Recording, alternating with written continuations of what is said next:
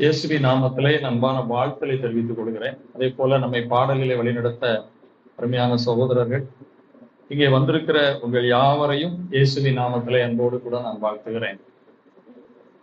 தேவனுடைய சமூகத்துக்குள்ளே இப்படி ஐக்கியப்படுவது, கூடி வருவது இந்த பூமியிலே தேவன் நமக்கு கொடுத்த மிகப்பெரிய ஆசீர்வாதம். ஆனால் அதை நாம் சரியாக பயன்படுத்திக் கொள்கிறோமா? ஆண்டவர் கொடுத்த நோக்கம் அதில் நிறைவேறுகிறதா என்பதைத்தான் கவனித்து பார்க்க வேண்டும். இந்த நாளிலும் ஆண்டவர் நம்மை அழைத்து வந்ததற்காக ஒரு பெரிய நோக்கம் உண்டு. ஆண்டவரே, அந்த நோக்கத்தை நான் புரிந்து கொள்ளவும் ஏற்றுக்கொள்ளவும் எனக்கு உதவி செய்யும் என்று சொல்லி கண்களை மூடி ஒரு நிமிடம் நாம் ஜெபிப்போம். பரிசுத்த நிறைந்த எங்கள் அன்பின் தகப்பனே, நன்றியோடு நாங்கள் உமக்கு ஸ்தோத்திரம் செலுத்துகிறோம். ஸ்தோத்திர பட்டிகை என்று நாங்கள் வைத்தாலும் நீர் எங்களுக்கு செய்த நன்மைகளுக்கு ஈடான ஒரு நன்றியை, ஒரு காணிக்கையை, ஒரு பதிலை எங்களால் செய்ய முடியாது ஆண்டவரே. ஏனென்றால் நீர் எங்களுக்கு பாராட்டின அன்பு அவ்வளவு பெரியது. இந்த உலகத்தையே நாங்கள் உமக்கு விலையாக கொடுத்தாலும் கூட அது ஈடாகாது. எனவேதான் பக்தன் சொல்லுகிறான், இந்த அன்புக்கு ஈடாய் என்ன காணிக்கையை நான் செலுத்திடுவேன், எந்த அரும்பொருள் ஈடாகும், என்னையே உமக்கு தருகிறேன். அதுதான் நீர் விரும்புகிற ஒரு காணிக்கை ஆண்டவரே. இந்த ஆராதனையிலும் நாங்கள் எதை கற்றுக்கொள்ள வேண்டும், எதை அறிந்து கொள்ள வேண்டும், எங்களிடத்திலே நீர் எதை விரும்புகிறீர் என்பதை எங்களோடு பேசும். வந்திருக்கிற உடைய பிள்ளைகள் ஒவ்வொருவரும் மெய்யாகவே உம்முடைய ஆசீர்வாதத்தினால் எம்மாவூர் சீஷர்கள் இருதயம் பொழுது விட்டு எரிந்ததை போல உம்முடைய வேத வாக்கியங்கள் அவருக்கு நிலையான ஆசீர்வாதத்தை கொண்டு வரத்தக்கதாக ஆவியானவர் இடைப்படும். ஒவ்வொருடைய இருதயத்தையும் ஒருமுகப்படுத்தும். உம்முடைய வசனத்தை விளங்கிக் கொள்ளும்படி எங்களுடைய இருதயத்தை திறந்து தார். இயேசுவின் நாமத்தில் ஜெபிக்கிறோம் பிதாவே. எபிரேயருக்கு எழுதின நிருபம் 12ஆம் அதிகாரம் 28ஆம் வசனத்தை ஒருவர் வாசிக்கலாம். எபிரேயர் 12:28.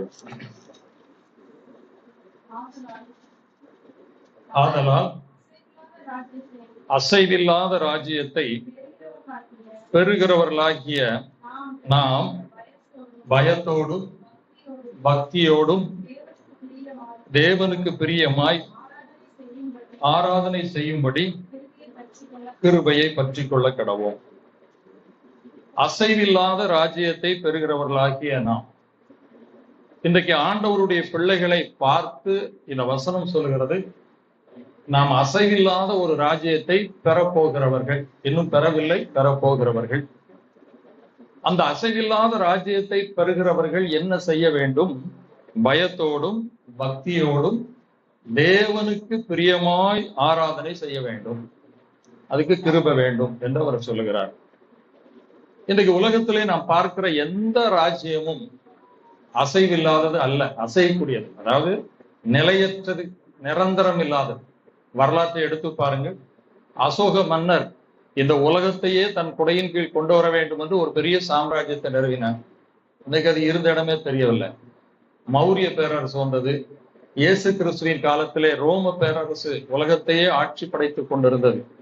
இன்றைக்கு அவைகள் எல்லாமே அழிந்து போய்விட்டது. ஏன்? இன்றைக்கு சுதந்திர இந்தியாவா இருக்கட்டும், சுதந்திர நாடுகளா இருக்கட்டும், ஒரு தேசத்தின் அதிபர் நான் தான் நிரந்தர அதிபர், நிரந்தர முதல்வர் எல்லாம் சொல்லிட்டு இருக்காங்க. ஆனால் யாருமே நிலையானவர்கள் அல்ல. இவைகள் எல்லாம் அழிந்து போகக்கூடியது, அசைவுள்ள ராஜ்யம். ஏன் இந்த உலகமும் கூட அழிய போகிறது என்று பேதுரு சொல்கிறார். 2 பேதுரு 3ஆம் அதிகாரம் 10 வசனத்திலிருந்து வாசியுங்கள். 2 பேதுரு 3:10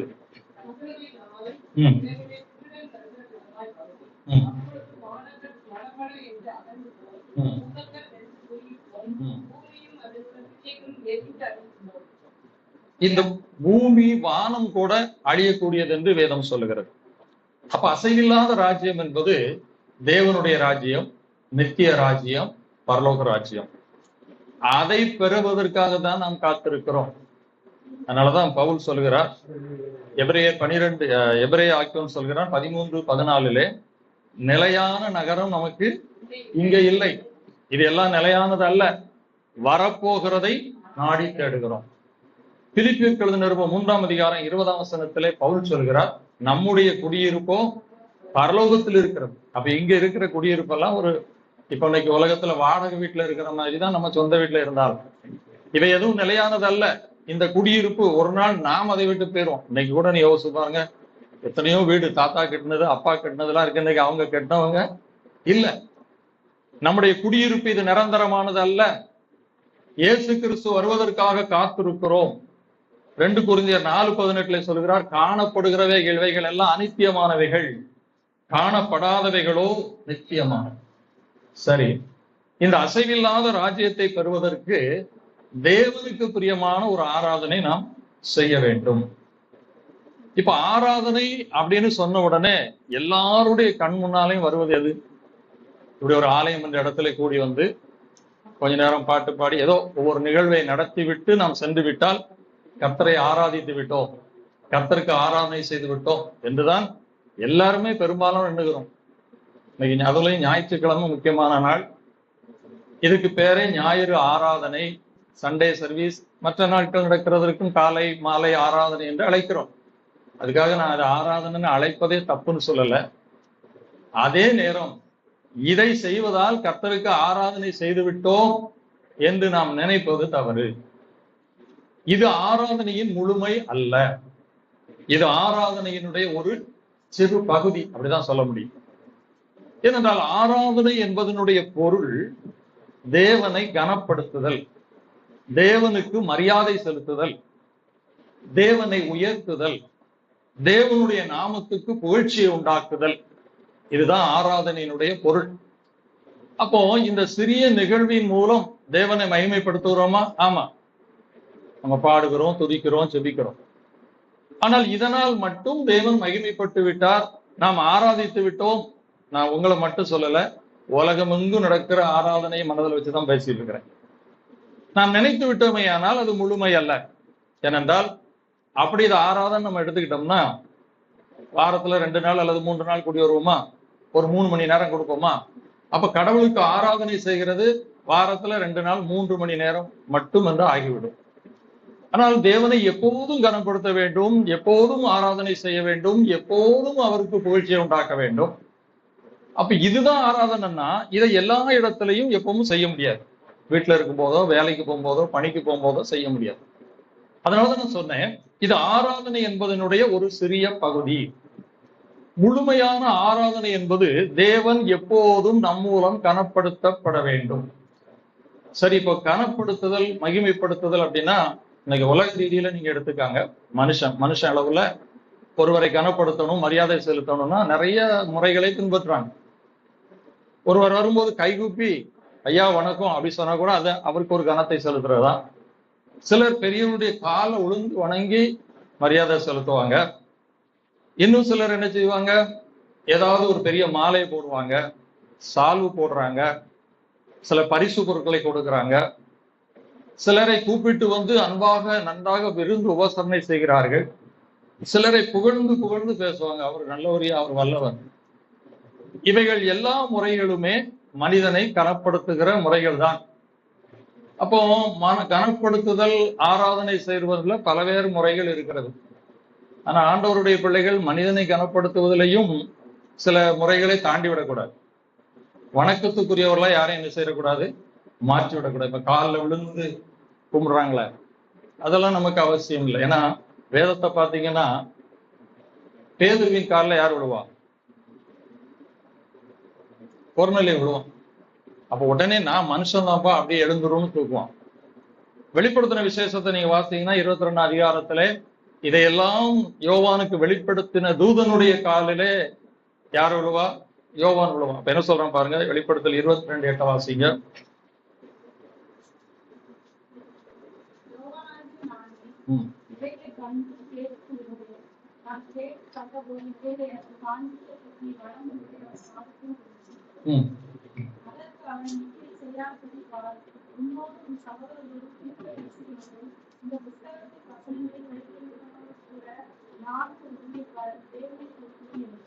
வணக்கத்துக்குரியவர் ஆண்டவர் தான். தூதன் கூட சொல்றான், என்ன நீ வணங்காத.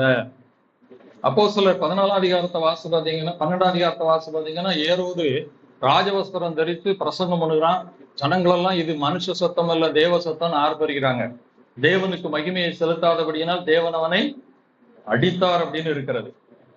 அப்போ கனப்படுத்துகிற விஷயத்திலையும் நாம் கொஞ்சம் வேறுபட்டு நிக்கணும். மனுஷனுக்கு எந்த அளவுக்கு கனம் கொடுக்கணுமோ மரியாதை சொல்லணும், அவ்வளவுதான் கொடுக்கணும். அதுக்காக காலில் விடுறது, பெரிய பெரிய மாலையை போடுறது. இன்னைக்கு நிறைய ஊழியக்காரர்கள் கூட அப்படி மாலையை கொண்டு போடுறாங்க, ரூபா மாலையை போடுறாங்க. இதெல்லாம் தேவனுடைய பிள்ளைகள் தவிர்க்க வேண்டியது. தேவனுக்குரிய கனத்தை தேவனை தவிர யாருக்கும் செலுத்தக்கூடாது. நான் கூட அன்பா சொல்றேன், நான் எழுந்து வரும்போது நீங்க கை தட்டினீங்களே, இது கூட எனக்கு விருப்பம் இல்லை. ஏனென்றால் ஐயாவும் ஊழியக்காரர் தான், எல்லாருமே ஊழியக்காரர் தான். அப்ப அவங்க எழும்போதெல்லாம் கை தட்டணும் இல்லையா? தயவு செய்து அது வேண்டாம். ஏனென்றால் நாம் ஒரு முறையை பின்பற்றும் போது அப்படி கொஞ்சம் கொஞ்சமா தான் மாறிடும். இந்த இடத்துக்குள்ள வந்தா அங்க உங்களுக்கு உபதேசம் எல்லா சகோதரர்கள் தான். எனக்கு ஒரு வணக்கம் போடுறீங்க, மரியாதை செலுத்துறீங்க, உபசரிப்பீங்க, அது வேற விஷயம்.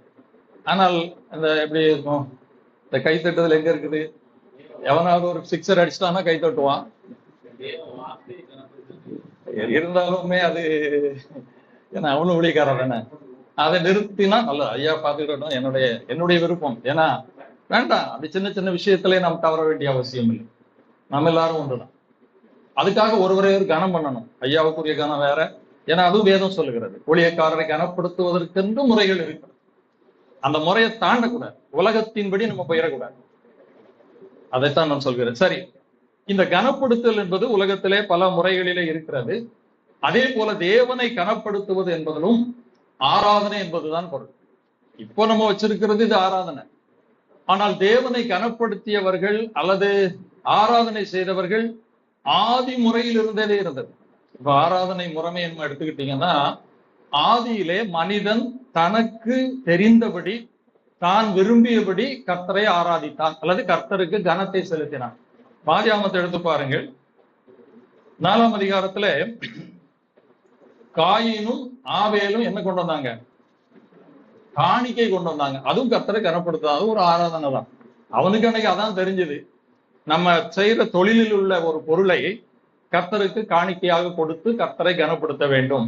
நீதிமொழிகளிலே நீங்கள் வாசித்தால் 3ஆம் அதிகாரம் 9ஆம் வசனம் சொல்கிறது, உன் பொருளாலும் எல்லா விளைவின் முதற் பலனாலும் கர்த்தரை கனம்னதுதான் ஆராதனை. அப்ப அவங்க அந்த காணிக்கை கொடுத்தது கூட கர்த்தருக்கு ஒரு ஆராதனை என்றுதான் நம்ம எடுத்துக்கொள்ள வேண்டும். இன்னைக்கு கூட கிராமங்கள்ல நீங்க பாத்தீங்கன்னா, தங்கள் வீட்டுல முதல்ல ஒரு முருங்கைக்காய் காய்ச்சிதான் எங்க கொண்டு வருவாங்க? ஆலயத்துக்கு கொண்டு வருவாங்க. முட்டை விட்டுட்டுனா கொண்டு வருவாங்க. வயலில் தானியம் விளைஞ்சதுன்னா அதெல்லாம் கர்த்தரை கனப்படுத்துவதற்காக ஒரு செய்கிற செயல். ஆராதனை என்பது நான் இப்ப திரும்ப திரும்ப உங்களுக்கு சொல்றாதான், இதை கொஞ்சம் விட்டுருங்க, இந்த நம்ம கூடி வருகிற இந்த பகுதியை விட்டுருவோம். இது எப்படி நம்ம பரப்பாங்க? ஆராதனை என்றால் கர்த்தரை ஏதாவது ஒரு வழியில கனப்படுத்துதல். அப்ப ஆதியிலே மனிதன் காணிக்கை கொடுத்து கனப்படுத்துகிறான். அப்புறம் அந்த 4ஆம் அதிகாரத்தின் கடைசி பகுதிக்கு வந்தா, சேத்து பிறந்த உடனே மனுஷர்கள் கர்த்தருடைய நாமத்தை தொழுது கொள்ள தொடங்கினார்கள்னு இருக்கு. ஆனா எப்படி தொழுது கொண்டாங்கிற விவரம் அங்க இல்லை. அதுக்கப்புறம் நோவா காலத்துக்கு வந்தீங்கன்னா, ஆதியாகமம் 8ஆம் அதிகாரம் 20-21 நோவா பேழையை விட்டு வெளியே வந்த உடனே அவன் என்ன செய்கிறான்? புறா குஞ்சுகள் ஒரு பறவை எடுத்து என்ன செய்கிறான்? பலி செலுத்துகிறான். யாரும் சொல்லி கொடுக்கல, ஆண்டவர் எனக்கு இப்படி பலி செலுத்துன்னு சொல்லல. அவனாகவே கர்த்தரை கனம் பண்ணுவதற்கு இப்படி பலி செலுத்த வேண்டும் என்று எடுத்து அவன் செய்கிறான். அப்புறம் ஆபிரகாம் எடுத்துக்கொள்ளுங்கள், 12ஆம் அதிகாரத்துக்குள்ள அவன் போகிற இடமலங்கள் எல்லாம் பலிப்பீடத்தை கட்டி கர்த்தரை தொழுது கொண்டான் அப்படின்னு இருக்கும். யாக்கோபு பயணப்பட்டு போகும்போது கர்த்தர் தரிசனமாகிறார். அவன் அதுல எழும்பி அந்த கல்லை தூக்கி நட்டு எண்ணெயை வார்த்து, ஆண்டவரே நான் இப்படி திரும்பி வந்தா உமக்கு தசமமாக கொடுப்பேன் பொருத்தனை செய்கிறான். அப்படி மனிதர்கள் தேவனை தங்களுக்கு தெரிந்த விதத்திலே, அவர்கள் அறிந்த விதத்திலே ஒரு வகையிலே கனப்படுத்தினார்கள். அதுவும் ஒரு வகை ஆராதனை. அதன் பின்பு மோசையின் காலம் வரும்போது தேவன் என்ன நினைக்கிறார்? மனிதனே, நீ விரும்புகிறபடியெல்லாம் என்னை ஆராதிப்பது எனக்கு பிரியமானது அல்ல. என தேவனுக்கு பிரியமான ஆராதனை என்பதை அவர் வெளிப்படுத்துகிறார். மோசையின் மூலமாக இஸ்ரவேல் ஜனங்களுக்கு ஒரு ஆராதனை முறைமையை தேவன் கொடுக்கிறார். இது தேவனால் கொடுக்கப்பட்ட ஆராதனை. எப்படி கொடுக்கிறார் பாருங்கள். அந்த ஆராதனையில 2 பகுதிகளை கொடுக்கிறார். ஒன்று வழிபாட்டு ஒழுங்குகள், இன்னொன்னு வாழ்க்கை ஒழுங்குகள். இப்ப ஆராதனையை ஆண்டவர் 2ஆ பிரிச்சு 2ம் இணைந்ததுதான் ஆராதனை என்பதை மோசையின் மூலம் கொடுக்கிறார். எப்படி? யாத்திராகமம் 25 அதிகாரத்தை வாசிங்கன்னா வழிபாட்டு ஒழுங்குகள் எப்படி இருக்க வேண்டும். ஒரு ஆசரிப்பு கூடாரத்தை கட்டணும், வாசஸ்தலத்தை உருவாக்கணும், இத்தனை அடி நீளம் இருக்கணும், இத்தனை அடி அகலம் இருக்கணும், அதை எந்த பொருளால செய்யணும், அதுல ஒரு பலிப்பீடம் வைக்கணும், உடன்படிக்கை பெட்டி வைக்கணும், இரவும் பகலும் ஆராதனை நடக்கணும், அப்பத்தை வைக்கணும், பலி செலுத்தணும். அதோடு கூட பண்டிகைகளையும் கொடுக்கிறார். பஸ்கா பண்டிகை, புளிப்பில்லாத அப்ப பண்டிகை, கூடார பண்டிகை, அறுப்பின் இப்படி நிறைய பண்டிகைகளை கொடுக்கிறார். இந்த பண்டிகைகள், பலிகள், இவைகள் எல்லாம் வழிபாட்டு ஒழுங்குமுறைகள். அதை யார் செய்யணும்? எல்லாரும் செய்ய முடியாது. யார் செய்யணும்? ஆசாரியன். அவனை அதுக்குன்னு பிரதிஷ்டை பண்ணி, அவனுக்கு அதுக்குன்னு வஸ்திரத்தை கொடுத்து, இன்னைக்கு மற்ற மதத்துல எல்லாம் இப்படி சாமி கும்பிட போனா எப்படி எல்லாம் தீட்டு போடாம இருக்கணும்னு சொல்றாங்களோ அந்த மாதிரி அங்க சில தீட்டுகளை தொடக்கூடாது என்ற சட்டத்திட்டங்களை எல்லாம் கொடுத்து வழிபாட்டு முறையை வைக்கிறார். அதே நேரம் இன்னொரு பகுதியிலே என்னை வழிபாட்டு முறையிலே ஆராதிக்கிற ஜனங்களாகிய நீங்கள் வாழ்க்கை முறையிலே ஒழுங்கு இருக்க வேண்டும் என்பதற்காக தான் 10 கட்டளை கொடுக்கிறார். என்னை வழிபாடு செய்து ஆராதனை செய்கிற நீ என்ன செய்யக்கூடாது? கொலை செய்யக்கூடாது, விபச்சாரம் செய்யக்கூடாது, களவு செய்யக்கூடாது, பிறனுடைய பொருளை இச்சிக்க கூடாது, என்னை அன்றி வேற தேவனை, இப்படி பல வாழ்க்கை ஒழுங்குமுறையும் கொடுக்கிறார். இப்ப ஆராதனை என்பதுக்கு தேவன் விரும்புகிற ஆராதனையிலே 2 பக்கங்கள் இருக்கிறது. ஒண்ணு வாழ்க்கை ஒழுங்குமுறை, வழிபாட்டு ஒழுங்குமுறை. இந்த இஸ்ரவேல் ஜனங்க என்ன பண்ணாங்க தெரியுமா? வழிபாட்டு ஒழுங்குமுறையை ஒழுங்கா கடைபிடிச்சாங்க, வாழ்க்கை ஒழுங்குமுறையை என்ன செஞ்சுட்டாங்க? விட்டு விட்டார்கள். 1 கொரிந்தியர் 10ஆம் அதிகாரத்திலே பவுல் எழுதுகிறார். 1 கொரிந்தியர் 10ஆம் அதிகாரம் 5ஆம் வசனத்திலிருந்து வாசிங்க.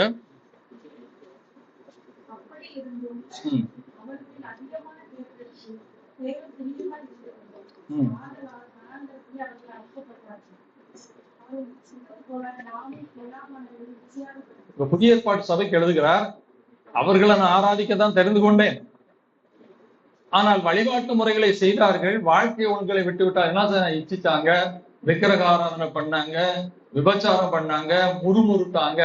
இதனாலே அவர்கள் அழிக்கப்பட்டு போய்விட்டார்கள். அப்ப ஆண்டவர் எதை முக்கியப்படுத்துகிறார் என்பதை தான் கவனிக்க வேண்டும். இவங்க வழிபாட்டு முறையில பண்டிகை கொண்டாடுனதுல குறையில, பலி செலுத்தினதுல குறையில, எல்லாம் செஞ்சாங்க.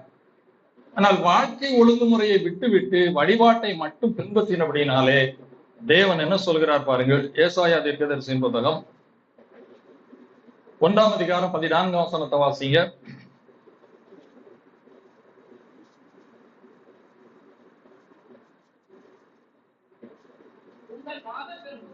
உங்கள் மாத பிறப்புகளையும் உங்கள் பண்டிகைகளையும் என் ஆத்துமா வெறுக்கிறது,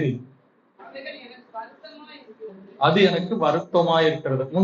அதுக்கு முந்தின வசனத்தை வாசிங்க. இனி வீண் காணிக்கைகளை எனக்கு கொண்டு வர வேண்டாம். நான் திரும்பவும் சொல்கிறேன், கர்த்தரை கனப்படுத்துகிறதினுடைய ஒரு பகுதி காணிக்கை கொடுத்தல், பலி செலுத்துதல், பண்டிகை கொண்டாடுதல் எல்லாம் அவங்களுக்கு இருந்துச்சு. அதை அவங்க செஞ்சாங்க, அதுல எந்த மாற்றும் கருத்தும் இல்லை. ஆனால் தேவன் வாழ்க்கை ஒழுங்கை கொடுத்த வாழ்க்கை ஒழுங்கை விட்டு விட்டு வழிபாட்டு முறைகளை செய்தபடியினாலே தேவன் என்ன சொல்லுகிறார்? நீ இப்ப செய்கிற வழிபாட்டு முறை எனக்கு எப்படி இருக்குது? வெறுப்பா இருக்குது, அருவருப்பா இருக்கிறது, உன் காணிக்கை எனக்கு வேண்டாம். அப்ப இப்ப ஆண்டவருடைய உள்ளத்தை நம்ம பார்க்கணும். தேவன் எதை தனக்கு பிரியமான ஆராதனையாய் விரும்புகிறார் என்பதை அங்கேயே வெளிப்படுத்துகிறார். இன்னும் நீங்க பாத்தீங்கன்னா ஆமோஸ் தீர்க்கதரிசியின் புத்தகம் 8ஆம் அதிகாரம் 3:10 வாசி. கொஞ்சம் விளக்கமா உங்களுக்கு சொல்லிடுறேன். ஆமோஸ் 8ஆம் அதிகாரம் 3:10 வாசியுங்கள்.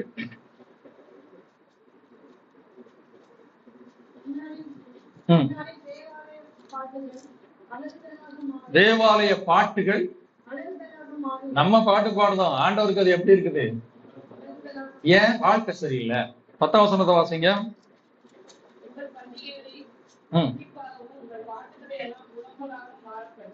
பாருங்க, உங்கள் பண்டிகை எப்படி போயிட்டு எனக்கு துக்கத்தை உண்டாக்குகிறது. ஏன் இதை ஆண்டவர் சொல்லுகிறார்? ஒரு பகுதியை சரியாய் செய்து தேவன் விரும்புகிற முக்கியமான பகுதியை விட்டுவிட்டபடினால். அதைத்தான் முதல் அரசன் சவுல்கிட்டே ஆண்டவர் சொல்கிறார். இந்த சவுல் ராஜா ஆண்டவர் தேர்ந்தெடுத்தார், அவன் எல்லாம் பலியெல்லாம் செலுத்தினான். ஆனா தேவன் சொன்ன வார்த்தைக்கு அவன் கீழ்ப்படியவில்லை. இப்ப ஆண்டவர் அவன்கிட்ட என்ன சொல்றாரு பாருங்கள். 1 சாமுவேல் 15ஆம் அதிகாரம் 22ஆம் வசனத்தை வாசிங்க.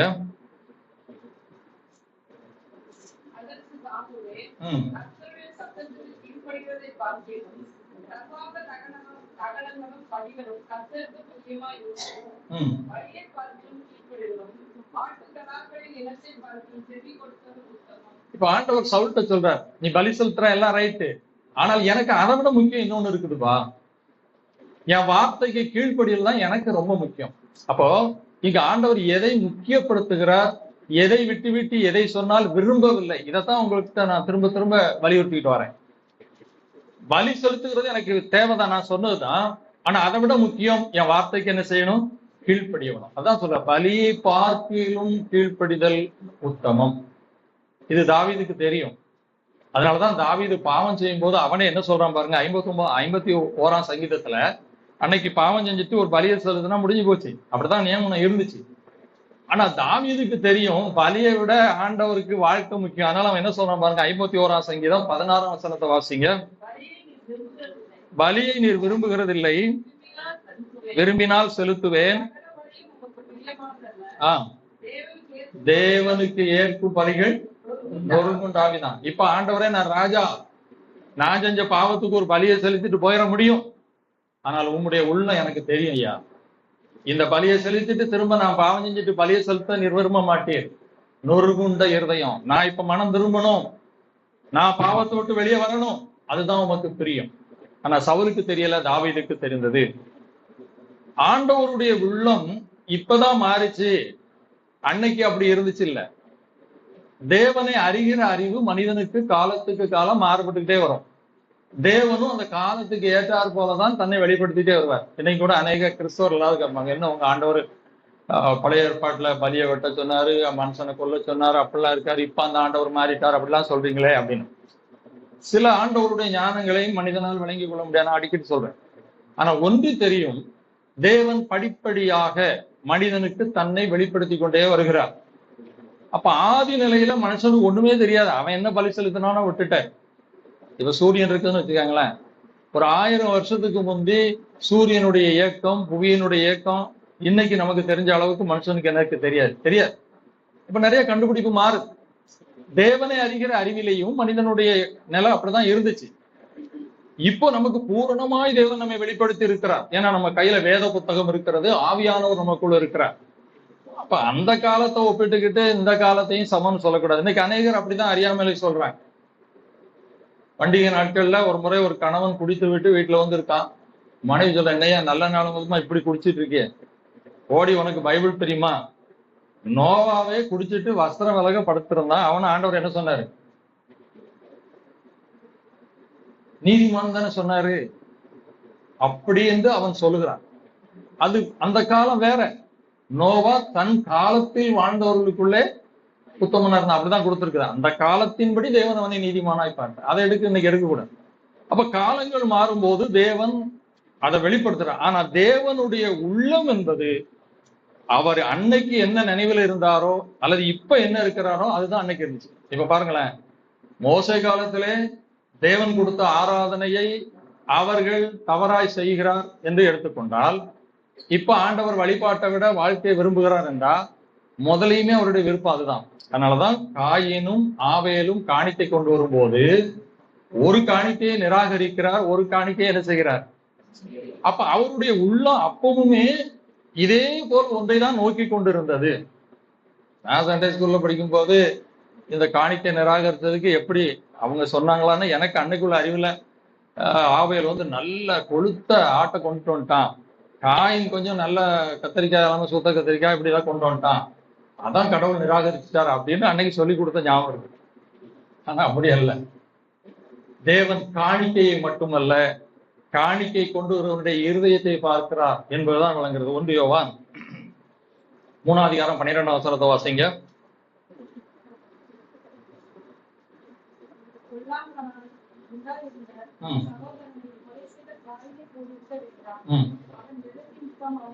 எதன் நிமித்தம் அவனை கொலை செய்தான்? தன் கிரியைகள் பொல்லாதவைகளும் தன் சகோதரனுடைய கிரியைகள் நீதி உள்ளவைகளுமாய் இருந்தாங்க. அப்ப அவருடைய வாழ்க்கையிலேயே கிரியைகள் காயினுக்கு பொல்லாததா இருந்தது, ஆபேல் நீதிமானா இருந்தான். இது கூட எபிரேயர் 11 அதிகாரத்தை நீங்க வாசிங்கன்னா, ஆபேல் காயினுடைய பலியை, மேன்மையான பலியை விசுவாசத்தினாலே செலுத்தினான் அப்படின்னு இருக்குது. அப்ப அவருடைய வாழ்க்கை இருதயம் ஆபேலுக்கு கர்த்தர் மேல ஒரு நல்ல விசுவாசம், நல்ல வழியாய் வாழ வேண்டும் என்ற எண்ணம் இருந்தது. ஆனால் காயினுக்குள்ளே அப்பவே பொல்லாத எண்ணம் இருந்தது. அதனாலதான் ஆண்டவர் என்ன செய்கிறார், காணிக்கையை ரிஜெக்ட் பண்றார். அப்பவே தேவனுடைய உள்ளம், நீ என்னை கனப்படுத்த கொண்டு வருகிற முறை அல்ல, உன்னுடைய இருதயம் எப்படி இருக்கிறது, உன்னுடைய வாழ்க்கை எப்படி இருக்கிறது, அதன்படிதான் நான் அங்கீகரிப்பேன் என்பதை அங்கே வெளிப்படுத்திட்டார். அதை புதிய ஏற்பாட்டுல வரும்போது இஸ்ரவேல் ஜனங்களுக்கு தெளிவாய் வெளிப்படுத்துகிறார். ஆகவே வாழ்க்கை ஆராதனை என்பது இந்த ஒரு பகுதியில செய்யப்படுகிற செயல் அல்ல, நம்முடைய வாழ்க்கையின் மூலம் கர்த்தரை கனப்படுத்துவது. சகோதரர் பாடல் ஆராதனை நடத்தும்போது லேசா அதை கோடிட்டு காட்டினாங்க. அப்ப ஆராதனை என்பது ஒரு குறிப்பிட்ட இடத்திலே நிகழ்கிற நிகழ்வு மட்டுமல்ல, முழுமையாக தேவனுக்கு நம்மை ஒப்பு கொடுத்து ஆராதனை செய்வது. இப்ப இயேசு கிறிஸ்து காலத்துக்கு வந்துருவோம். இயேசு கிறிஸ்து வருகிறார், இயேசு கிறிஸ்து ஊழியம் செய்கிறார். இயேசு கிறிஸ்து ஊழிய காலத்திலே அவர், நான் திரும்ப சொல்றேன், ஆராதனை என்பது தேவனை கனப்படுத்துவது, தேவனுக்கு மகிமையை கொண்டு வருவது, தேவனுக்கு புகழை உண்டாக்கும். எப்போ தேவனுக்கு புகழ் உண்டாக்கும் என்று சொல்கிறார் பாருங்கள். மத்தேயு எழுதின சுவிசேஷம் 5ஆம் அதிகாரம் 16ஆம் வசனத்தை வாசிங்க. மத்தேயு 5:16.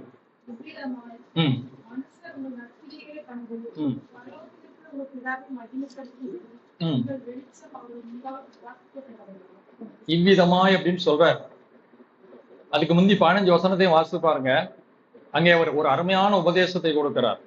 என்னை ஆராதிக்கிற நீ எப்படி இருக்க வேண்டும்? ஆவியில எளிமை உள்ளவர்கள், சாந்த குணம் உள்ளவர்கள், துன்பப்படுகிறவர்கள், நீதிக்காக பாடுபடுகிறவர்கள், சத்துருவை சிநேகிப்பவர்கள், நீங்கள் உலகத்துக்கு வெளிச்சமா இருக்கணும், உப்பா இருக்கணும். இவ்விதமாய் உங்கள் நற்கிரியைகளை கண்டு பரலோகத்தில் இருக்கிற தேவனை மகிமைப்படுத்தும்படி உங்கள் வெளிச்சம், உன் நற்கிரியைகள் மக்கள் மத்தியிலே பார்க்கப்படும் போதுதான் என் பிதா என்ன செய்வார், மகிமைப்படுவார். ஒரு கட்டடத்துக்குள்ளே கூடி செய்கிற செயல் கொஞ்சம் கர்த்தரை மகிமைப்படுத்த, அவ்வளவுதான். ஆனா தேவனை மகிமைப்படுத்துகிற, எப்போதும் ஆராதிக்க வேண்டும் என்ற செயல் அங்கேதான் நிகழ வேண்டும். அதனால்தான் யோவான் 15:8 சொல்கிறார், நீங்கள் மிகுந்த கனிகளை கொடுப்பதினால் என் பிதா மகிமைப்படுவார், நீங்களும் எனக்கு சீஷராயிருப்பீர்கள் இயேசு சொன்னார். அப்ப ஆண்டவருக்கு கனம் உண்டாகிறது, மகிமை உண்டாகிறது நம்முடைய நற்செயல்கள், நல்ல வாழ்க்கைகள், கர்த்தருக்கு கீழ்ப்படிந்து நடக்கிற காரியம் என்பதை தேவன் தெளிவாய் வெளிப்படுத்துகிறார். பேதுரும் கூட அதை பின்னால் எழுதுகிறார் பாருங்கள். 1 பேதுரு 2ஆம் அதிகாரம் 12ஆம் வசனத்தை வாசிங்க. 1 பேதுரு 2:12.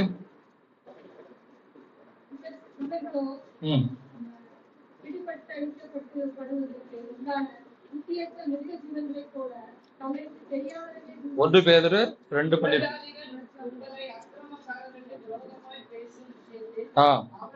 அவர்கள் உங்கள் நற்கிரியைகளை கண்டு அவற்றை நிமித்தம் சந்திப்பின் நாளிலே தேவனை மகிமைப்படுத்தும்படி நீங்கள் அவர்களுக்குள்ளே,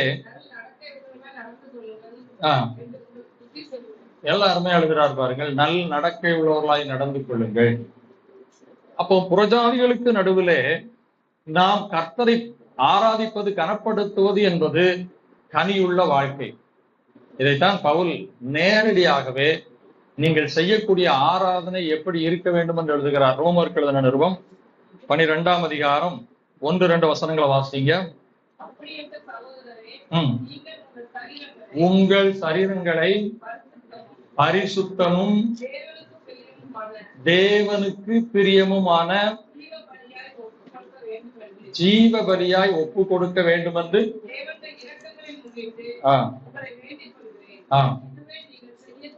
இதுவே நீங்கள் செய்யத்தக்க புத்தியுள்ள ஆராதனை. அந்த ஒரே வரியில எல்லாமே அடங்கிருக்கு. தேவனுக்கு பிரியமா நடக்கணும்னா நம்முடைய சரீரத்தை ஆண்டவருக்கு ஜீவ பலியாக ஒப்பு கொடுக்க வேண்டும். பவுல் தான் சொல்கிறார், இது நான் அல்ல, கிறிஸ்துவே எனக்குள் பிழைத்திருக்கிறார், நான் சிலுவையில் அறையப்பட்டு விட்டேன். கிறிஸ்துவினுடையவர்கள் தங்கள் மாம்சத்தையும் அதன் ஆசை இச்சைகளையும் அடிக்கடி நான் அந்த வசனத்தை சொல்லிக்கிட்டே இருப்பேன். ஏன்னா ஒரு கிறிஸ்தவன் எப்போதும் மனதிலே வைத்திருக்கக்கூடிய இதுதான், நான் எல்லாரையும் போல வாழ முடியாது, எல்லாரையும் போல நாம் நடக்க முடியாது. ஏனென்றால் அந்த அடுத்த வசனத்துல அந்த புத்தி உள்ள ஆராதனைக்கு அடுத்த வசனத்தை சொல்றாரு பாருங்க, வாசிங்க. ரோமர், நீங்கள் இந்த பிரபஞ்சத்துக்கு ஒத்த வேஷம் தெரியாமல். இந்த உலகத்துக்கு ஏற்ற வேஷம் நாம் தரிக்க முடியாது. வேஷம் சொன்னா நம்முடைய செயல்பாடுகள் மற்ற உலகத்து மக்கள் செய்கிறது போலவே தேவனுக்கு பிரியமும் செய்வார்கள், அவர்கள் தேவனுக்கு பிரியமில்லாதையும் செய்வார்கள், தனக்கு பிடித்ததையெல்லாம் செய்வார்கள். ஆனால் தேவனை ஆராதிக்கிற ஒரு மனிதன், தேவனுக்கு கனத்தை செலுத்தி வாழ வேண்டும் எப்போதும் என்று நினைக்கிற மனிதன் ஒருபோதும் தமக்கு பிரியமானதையோ மனிதருக்கு பிரியமானதையோ செய்ய முடியாது. அவன் எப்போதும் தேவனுக்கு பிரியமானதைத்தான் செய்ய வேண்டும். அதைத்தான் அவர் சொல்கிறார். இந்த பிரபஞ்சத்துக்கு ஒத்த வேஷம் தெரியாமல், வாசிங்கம்மா. தேவனுடைய நன்மையும், நன்மையிலேயே 2 வகை இருக்கு. உலகத்துக்குரிய நன்மை இருக்கு, உலகத்தால் வரக்கூடிய நன்மை இருக்கு. அதனாலதான் பழைய ஏற்பாடுல சொல்லுகிறார், அவர்களுடைய நன்மையை நீங்கள் நாடாதிருங்கள். அப்ப தேவனுக்கு நன்மை எது என்று தெரிகிறதோ அந்த தேவனுடைய நன்மையையும் பிரியமும் பரிபூரணமுமான சித்தம் ஒவ்வொன்றையும் நம்ம பார்க்கணும். தேவனுடைய சித்தத்தை யாருமே முழுமையா செய்யலன்னு சொல்ல முடியாது. நிறைய செய்கிறோம், ஆனால் பரிபூர்ணமாய் செய்கிறோமா, முழுமையாய் செய்கிறோமா? கொஞ்சம் நம்ம சித்தமும் கலந்திருக்கும், மற்றவங்க சித்தமும் கலந்திருக்கும். அது அல்ல. பரிபூர்ண சித்தமும் இன்னதென்று பகுத்தறியத்தக்கதாக உங்கள் மனம் புதிதாகிறதுனாலே மறுரூபம். இதுதான் நீங்க தேவனுக்கு செய்யத்தக்க புத்தி உள்ள ஆராதனை. இப்ப ஆண்டவரே வெளிப்படையாவே அதை சொல்லுகிறார். எனக்கு தேவனுக்கு என்ன ஆராதனை பிடிக்கும்னு பாருங்க.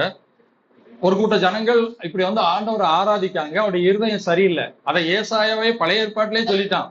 அதை ஆண்டவர் சுட்டி காட்டுறாரு பாருங்க. மத்தேயு 15ஆம் அதிகாரம் 8-9 வாசிங்க. மத்தேயு 15:8-9.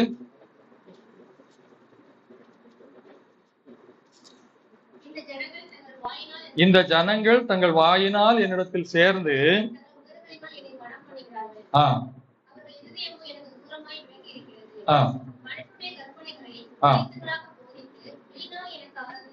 இது வீணாய் ஆராதனை செய்கிறது என்று இயேசு சொல்லுகிறார். இருதயம் சரியில்லாம நீ வாயினால எவ்வளவு துதிச்சாலும் அது எனக்கு வீணான ஆராதனை. அப்புறம் அடுத்தது சொல்ற பாருங்க, எதை முக்கியப்படுத்துகிறார் என்பதைத்தான் நான் உங்ககிட்ட கோடிட்டே காட்டுறேன். மத்தேயு எழுதின சுவிசேஷம் 5ஆம் அதிகாரம் 23-24 காணிக்கை செலுத்துறது கர்த்தரை கனப்படுத்துதல் நம்ம பார்த்தோம். இப்ப அந்த காணிக்கையை பத்தி சொல்கிறார். நீ பலிபீடத்துல காணிக்கை செலுத்த வரும்போது உன் பேரில் உன் சகோதரனுக்கு, நீ ஏதோ தப்பு பண்ணிட்ட, அதனால கவனிக்க, உன் பேரில் சகோதரனுக்கு குறை இருப்பேன். நம்மள நிறைய பேர் குறை சொல்லுவாங்க. அந்த குறைக்கு உண்மையிலே நம்ம தகுதியா நம்மகிட்ட இருக்கான்னு ஆராயணும். இல்லைன்னா பிரச்சனை இல்லை. இல்லாம சொல்ற ஒரு கூட்டம் இருக்குது. இயேசு கிறிஸ்துவே குறை சொன்னாங்க, அது அல்ல. ஆனா உண்மையிலேயே உன் மேல ஒரு குறை இருக்கு, நீ ஏதோ தப்பு பண்ணிட்ட, முதல்ல எதை செய்ய, ஸ்டாப் பண்ணிடு. காணிக்கை எங்க கொண்டு போகாத, இங்க வச்சுட்டு முதல்ல போய் ஒப்புரவாயிட்டு வந்து காணிக்கையை செலுத்து. அப்ப எனக்கு ஃபர்ஸ்ட் ப்ரிஃபரன்ஸ் ஆராதனை என்பது, என்னை கனப்படுத்துவது என்பது எனக்கு ஏற்றபடி வாழ்கிற வாழ்க்கை. அதைத்தான் மத்தேயுலையும் சொல்றாரு பாருங்க. 23ஆம் அதிகாரம் 23ஆம் வசனத்துல, நீ ஒத்தலாமையிலும் வெந்தயத்திலும் சீரகத்திலும் என்ன பண்ற, தசமபாகத்தை கொடுத்துடுற, ஆனால் அது எதற்காக கொடுக்கப்பட்டதோ நீதியையும் இரக்கத்தையும் என்ன செஞ்சுட்ட, விட்டுட்ட. வழிபாட்டை செய்கிற வாழ்க்கை ஒழுங்குமுறையை விட்டுட்ட. இந்த வசனத்தை கூட இன்னைக்கு பெந்தைக்கோஸ்தராங்க தசமபாகத்தை இயேசு கொடுக்க சொன்னாருனாங்க. அதுக்குரிய வசனம் இது இல்லவே இல்லை. இந்த வசனத்தினுடைய நோக்கம் அதுதான். நீ வழிபாட்டை செய்கிற வாழ்க்கையை விட்டுட்ட. எல்லா வழிபாடுகளுக்கும் பின்னணியிலையுமே தேவன் வாழ்க்கையை சரி பண்ணுவதற்காக கொடுக்கப்பட்டதுதான். பலி செலுத்தா இருக்கட்டும், பலி செலுத்த போகும்போது நீ பாவம் செய்யணும், பாவம் செய்யக்கூடாது அப்படி உணர்த்துறதுக்கு தான். அப்போ இந்த வழிபாடுகள் எல்லாமே உன் வாழ்க்கையை ஒழுங்குபடுத்துவதற்காகத்தான் நான் கொடுத்தேனே ஒழிய, இந்த வழிபாட்டை மட்டும் செய்துவிட்டு நான் ஆண்டவரை ஆராதித்து விட்டேன் என்று வாழ்க்கை ஒழுங்குமுறையை விட்டுவிட்டால் நீ எனக்கு ஆராதனை செய்யவில்லை என்பதுதான் அதனுடைய பொருள். இதைத்தான் இயேசு கிறிஸ்துவும் வலியுறுத்துகிறார். எனவே ஆராதனை என்பது தேவனை கனப்படுத்துதல். அப்போ ஒரு கேள்வி நீ கேட்கலாம், அப்ப இந்த சபை இப்படி வர்றதெல்லாம் ஆராதனை இல்லைன்னா இது வேண்டாமா, இது அவசியம் இல்லையா அப்படின்னு நீங்க கேட்கலாம். கட்டாயம் அவசியம். இதுக்கு சரியான பேர் என்ன அப்படின்னா, சபை கூடி வருதல். எபிரேயர்ல சொல்கிறார், சபை கூடி வருதலை சிலர் விட்டு விடுகிறது போல நாமும் என்ன செய்யக்கூடாது, விட்டு விடக்கூடாது. அப்போ தேவனை இந்த இடத்துல செய்கிற செயலின் மூலமாய் ஆராதித்து விட்டோம் என்பதை விட, இந்த சபை கூடி வருதலினுடைய நோக்கமே தேவனுக்கு ஆராதனை செய்வதற்கு நம்மை தகுதிப்படுத்துவதற்காக, நம்மை பயிற்றுவிப்பதற்காக, நம்மை உற்சாகப்படுத்துவதற்காக. அதுதான் இதனுடைய சரியான பொருள். ஒரு விளையாட்டு வீரன் இருக்கிறான், அவன் விளையாட்டு போட்டியில கலந்துன்னா நேரா போக மாட்டான். அதுக்கு முந்தி நிறைய என்ன செய்யணும், பயிற்சிகள் எடுக்கணும். அதுதான் அவனுக்கு வெற்றியை கொடுக்கும். ஒரு யுத்த வீரன் இருக்கிறான், நேரம் யுத்த களத்துக்கு போக மாட்டான். அவன் யுத்த களம் இல்லாத நாட்களிலே அவன் என்ன செஞ்சுக்கிட்டு இருப்பான், பயிற்சி எடுப்பான். அதுதான் அவனுக்கு யுத்தத்துக்கு வெற்றியை கொடுக்கும். அதே போல தேவனை நாம் செல்லுகிற இடங்களிலெல்லாம் கனப்படுத்தி வாழ்வதற்காக இந்த இடத்திலே நாம் வந்து பயிற்சி எடுக்கிறோம். இது சபை கூடி வருதல், இது ஐக்கியத்தை உருவாங்க. சபை கூடி வருடைய நோக்கமுடைய பிரதான நோக்கம் தேவனுடைய பிள்ளைகள் ஐக்கியமாய் இருப்பதற்கு ஒரு அடையாளம். ஏன் அப்படின்னா, நான் ஏற்கனவே சொன்னேன், குடும்பம் என்ற ஒரு ஐக்கியம் உண்டு. குடும்பத்துல எல்லாருமே ரசிக்கப்பட்டு இருப்பாங்கன்னா ரேர். ஒரு சில குடும்பங்கள் இருக்கலாம், ஒரு சில குடும்பங்கள்ல முழு குடும்பமும் இருக்காது. வேலை செய்கிற இடத்துல ஒரு ஐக்கியம் உண்டு, அந்த கோ ஒர்க்கர்ஸ் ஒரு, அதுலயும் இந்த நிலை இருக்க முடியாது. ஆனால் இந்த இடத்துல வருகிற ஐக்கியம் என்பது வேறு. சபை, சபை என்று சொன்னால் என்ன அர்த்தம்? கட்டடத்துக்கு பேர் சபை இல்லை, ரட்சிக்கப்பட்ட ஜனங்களுடைய ஒரு கூட்டம். இப்போ ஆசிரியர் சங்கம்னு வச்சா ஆசிரியர் மட்டும் அதுல இருப்பாங்க. விவசாயிகள்னா அந்த அந்த நோக்கமுடையவர்கள், கொள்கையுடையவர்கள் ஒரு கூட்டமா இருப்பதற்கு பேர் சங்கம். அப்ப இந்த சபைக்கு பேர் இயேசுவின் ரத்தத்தினால் மீட்கப்பட்ட ஜனங்கள். அதனாலதான் அப்போஸ்தலர் 2:47 வாசிக்கிறோம், ரட்சிக்கப்படுகிறவர்களை கர்த்தர் அனுதினமும் சபையில். அப்ப சபை என்பதை ஒண்ணு நம்ம கட்டடத்தை நினைச்சிடக்கூடாது. தேவனால் மீட்கப்பட்ட ஒரு கூட்டமாய் இருக்கிற ஒரு கூட்டத்துக்கு பேர் தான் சபை. ஏன் அப்படின்னா, இந்த கூட்டம் தான் எங்க போகுது, அசைவில்லாத ராஜ்யத்தை பெறப்போகிறோம். இப்ப நம்ம குடும்பத்திலேயே யாராவது ஒருத்தர் மனம் திரும்பல, இயேசுவை ஏற்றுக்கொள்ளனா அவங்க அங்க வரமாட்டாங்க. இந்த உலகத்தினுடைய ஐக்கியத்தோட முடிஞ்சுப்போம். ஆகவே இது ஒரு உன்னதமான ஐக்கியம். அப்படிதான் சபை இருந்துச்சு. ஆனா இன்னைக்கு சபை அப்படி இருக்கிறதா என்று சொன்னால் ரொம்ப ரொம்ப கேள்விக்குறிதான். ஏன்னா இன்னைக்கு சபைக்குள்ளேயும் அந்த அனுபவத்தில் உள்ள மக்கள் மட்டும் இல்லை, எல்லாம் நிறைஞ்சிட்டாங்க. அப்ப சபை என்பது ரட்சிக்கப்பட்ட மக்கள் கூடி வருகிற கூட்டம். அந்த இடத்துக்கு பேர் தான் சபை கூடி வருதல். ஆகவே இன்றைக்கு பழைய ஏற்பாட்டை போல ஆலயத்தையோ சபையோ நம்ம பார்க்க கூடாது. பழைய ஏற்பாட்டுல ஆலயம்னா கட்டடம் தான். ஏன்னா தேவன் அந்த இடத்துல தான் வாசம் பண்ணுவார் என்ற நிலை இருந்தது. அதனாலதான் கர்த்தரோ என்றால் தம்முடைய பரிசுத்த ஆலயத்தில் இருக்கிறார். அவங்க பண்டிகை எல்லாமே ஆலயத்தை மையமா வச்சுதான் கொண்டாடணும். அவங்க தனிப்பட்ட விதத்துல கொண்டாட முடியாது. எருசலேம் தேவாலயம் அவர்களுக்கு ஒரு மையமான இடமா இருந்தது. தேவன் அங்கே வாசம் பண்ணுகிறதா, அங்கே ஆசாரியர்கள் தான் பிரதிநிதிகளா இருந்து செயல்படக்கூடியவர்களா இருந்தார்கள். ஆனா இன்னைக்கு புதிய ஏற்பாட்டுல ஆலயம் யாரு? ஆலயம் யாரு? நாம தான், கட்டடம் கிடையாது. 1 கொரிந்தியர் 3 சொல்கிறார், நீங்களே தேவனுடைய ஆலயமாயிருக்கிறீர்கள், தேவனுடைய ஆவியானவர் உங்களிலே வாசமாயிருக்கிறார், தேவனுடைய ஆலயம் பரிசுத்தமாயிருக்கிறது. இப்ப கூட ஐயா இந்த சபை ஆரம்பிச்சுன்னு சொன்னாங்க. இப்ப நிறைய எங்க சபை, நம்ம சிஎஸ்ஐல எல்லாம் பாத்தீங்கன்னா பிரதிஷ்டை பண்டிகைன்னு ஒண்ணு கொண்டாடுவாங்க. எதை மையமா வச்சு கொண்டாடுவாங்க? அந்த ஆலயத்தை கட்டி இத்தனை வருஷம் ஆயிட்டு. அதுல பாத்தீங்கன்னா அந்த கட்டடத்துக்கு ராத்திரி ஃபுல்லா சீரியலை போட்டு மாலையை போட்டு இத்தனாவது பிரதிஷ்டை, அத்தனாவது பிரதிஷ்டை. ஏன் பழைய ஏற்பாட்டு காலத்திலே அவர்கள் இருக்கிறார். அது சபை கூடி வருகிற ஒரு இடம். அதனாலதான் அதுக்கு கோபுரத்தை கட்டணும், அதை வைக்க. ஆலயத்துல தேவன் இருக்கிறார், அங்கே நான் பணிவா நடக்கணுங்கிற எண்ணம் வெளியே போனா இருக்காது அவங்களுக்கு. ஆலயத்தை பார்த்தா ஒரு கும்பிடு போடுறது. இன்றைக்கு புதிய ஏற்பாட்டிலே ஆலய பக்தி முறை அல்ல. அதுல கொஞ்சம் பேர் எக்ஸ்ட்ரீமா போய் இப்போ ஒரு கூட்டம் ஆலயமே இருக்கக்கூடாது, ஆலயம் வச்சு வைக்கிறதே தப்பு, ஏன்னா நீதான் ஆலயம் ஆண்டவர் சொல்லிட்டாரு, வீட்டுலதான் கூடணும், மரத்தடியில தான் கூடணும், அப்படிதான் கூடணும், அப்படி ஒரு குரூப் இன்னைக்கு பேச சொல்லிட்டாரு. எப்பவுமே வேதத்தை சமநிலையா பார்க்க. பழைய ஏற்பாட்டின்படி இது ஆலயம் அல்ல, ஆனால் சபை கூடி வருகிற இடம் அவசியம். இப்ப 4 பேர் இருந்தா வீட்டுல கூடிடலாம். அந்த சபை பெருகி 10-20 பேர் வந்துட்டாங்க, ஒரு 50 பேர் வந்துட்டாங்க, வீட்டுல இடம் போதாது. எப்பவும் மரத்தடியில போய் கூட முடியுமா? மழை பெய்யும், வெயில் அடிக்கும். அப்ப அதுக்குன்னு பிரத்யேக ஒரு இடத்தை உருவாக்கி அந்த சபையை சார்ந்து அவர்களாக செய்து கொள்வதிலே தவறு இல்லை. ஆனால் அதிலே தேவன் வாசம் பண்ணுகிறார் என்று எண்ணக்கூடாது. அது சபை கூடி வருகிற இடமா இருக்க வேண்டிய. உங்க சபை பார்த்தா நீட்டா இருக்கு, அவ்வளவுதான். அங்க கூடி வருகிற மக்களுக்கு என்ன வசதி வேணுமோ அதை செய்யலாம். அவங்களுக்கு தண்ணி வசதி வைக்கலாம், டாய்லெட் வசதி வைக்கலாம், ஐயா முடிஞ்சவன உணவு கொடுக்காங்க, கொடுக்கலாம், தப்பு இல்லை. ஐக்கியம். கட்டடத்தை முக்கியப்படுத்தி கடனை வாங்கி கோபுரத்தை கட்டு அது அவசியம் இல்லை, சரி இருக்கணும். அப்போ இது சபை கூடி வருகிற இடம். இந்த சபை கூடி வருதல் எதற்காக? தேவனுடைய பிள்ளைகள் ஐக்கியப்பட வேண்டும். இந்த ஐக்கியம் எதற்காக? ஒருவரை ஒருவர் தாங்குவதற்காக. அப்படிதான் வேதம் சொல்லுது, ஒருவர் பாரத்தை ஒருவர் சுமந்து. பழைய ஏற்பாட்டு சபை, ஆதி சபை பாத்தீங்கன்னா மொத்தமா வச்சு அனுபவிச்சுட்டாங்க. இன்னைக்கு அது நடக்காது. ஆனா யோசிச்சு பாருங்க, அப்ப எந்த அளவுக்கு அவங்க அந்த ஐக்கியத்துல இருந்திருப்பாங்க. ஒருத்தனுக்கு நிறைய சொத்து இருந்திருக்கும், ஒருத்தனுக்கு குறையா வித்து கொடுத்து பொதுவாய் அனுபவிக்கிறார்கள். ஒரே இருதயமும் ஒரே மனம் உடையவர்களா இருந்தார்கள். அதனாலதான் பெருவிருந்து ஆசரிக்கிறதுன்ற நோக்கம். நாங்கெல்லாம் ஒரே பாத்திரத்துல பங்கு பெறுகிறோம், நாங்கெல்லாம் அசைவில்லாத ராஜ்யத்துக்கு போகிற மக்கள், அப்படி தெரிவிக்கிறது தான். எல்லாமே அடையாளம் தான். அப்ப ஐக்கியம், அந்த ஐக்கியத்துல ஒருவர் ஷேர் பண்ணலாம், ஒருவருடைய பாரத்தை ஒருவர் சுமக்கணும், ஒருத்தருக்கு கஷ்டம் வந்தா ஒருத்தருக்கு உதவி செய்யணும், ஒருவருக்காக ஒருவர் ஜெபிக்கணும். ஆனா எல்லாவற்றுக்கும் மேலாக சபை கூடி வருகிற இடத்துல எது முக்கியப்படுத்தப்பட வேண்டும் என்பதை வேதம் சொல்கிறது. எபிரேயர் 10ஆம் அதிகாரம் 25ஆம் வசனத்தை வாசிங்க.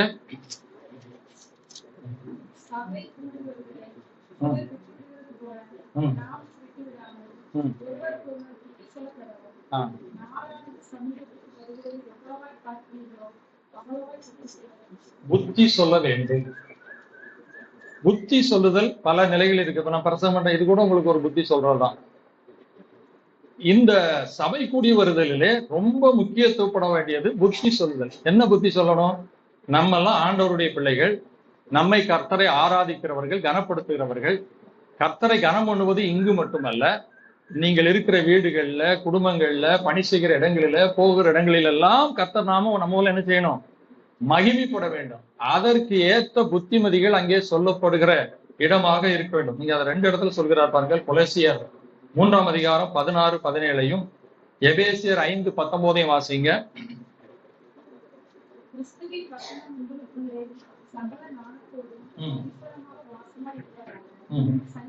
சங்கீதங்களினாலும் கீர்த்தனைகளினாலும் ஞான பாட்டுகளினாலும் ஒருவருக்கொருவர் புத்தி சொல்லிக்கொண்டு உங்கள் இதயத்தை கர்த்தரை பக்தியுடன் பாடி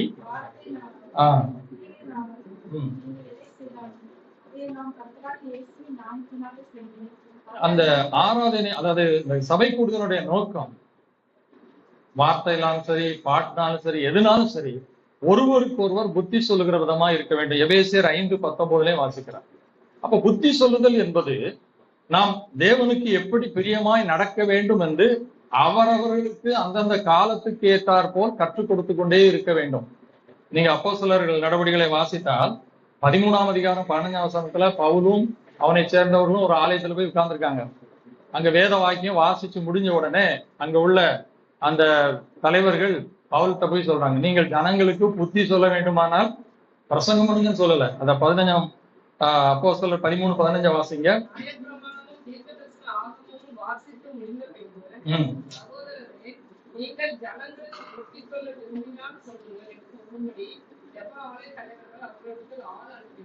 புத்தி சொல்ல விரும்பினால் சொல்லுங்கன்னு அனுப்புறாங்க.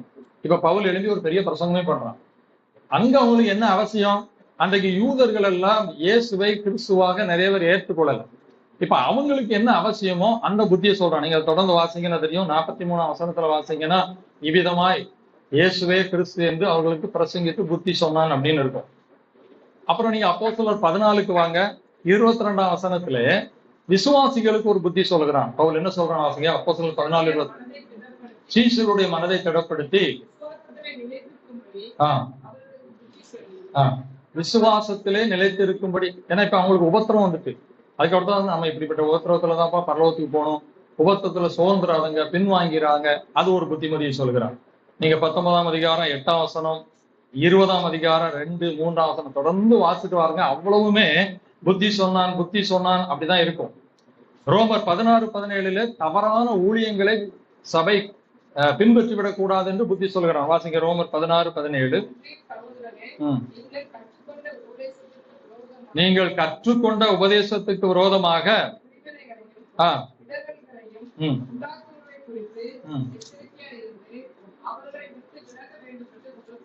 உங்களுக்கு புத்தி சொல்றேன். அதாவது நான் புத்தி சொல்றதுன்னா என்ன பிரசன்னா, அவரவர்களுக்கு என்னென்ன பிரச்சனை வருதோ அதற்கு ஏற்ற புத்திமதிகளை சொல்லுவதுதான் புத்தி சொல்றாரு.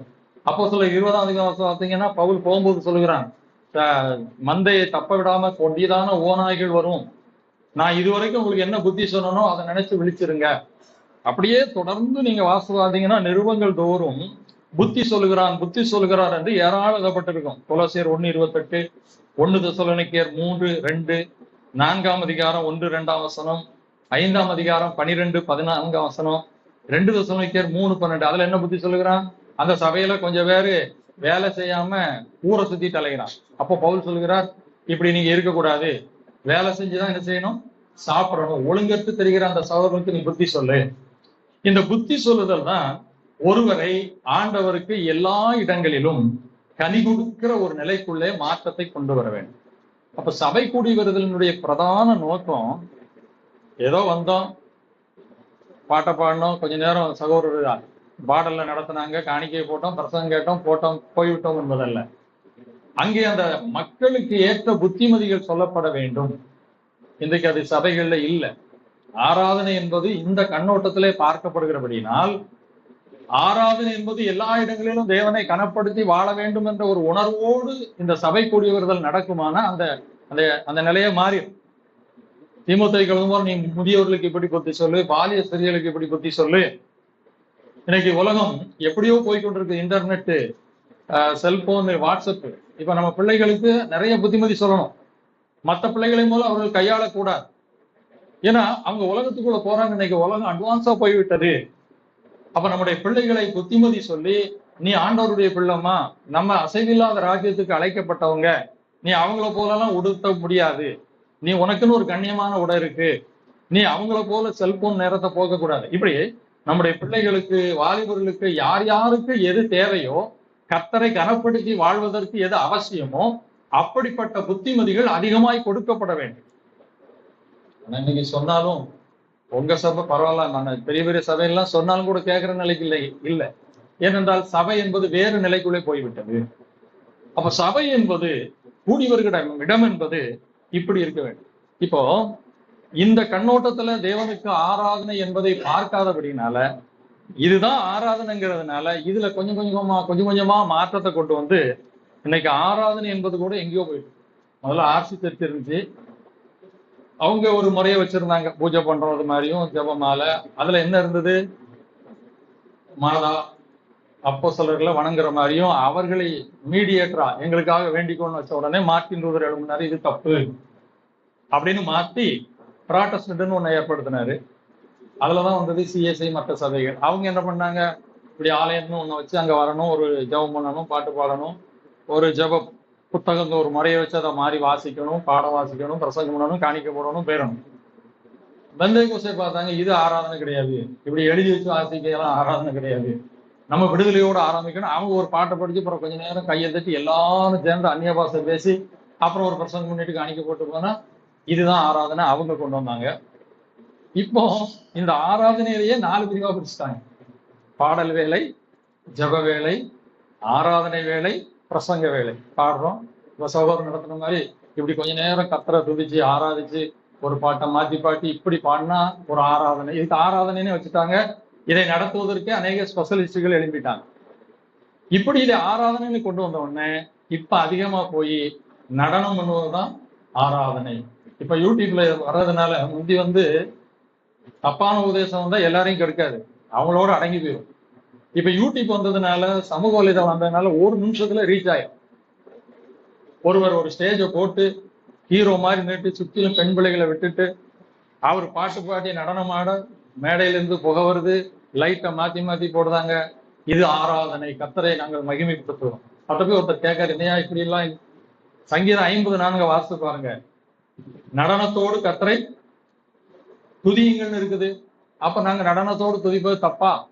அதைத்தான் செய்கிறோம் அப்படின்னு சொல்றாரு. அன்னைக்கு ஒரு டிவி நிகழ்ச்சியில பார்த்தேன், ஒரு அவங்கள ஊழியக்காரன் சொல்றதுக்கே எனக்கு வாய் வரும்.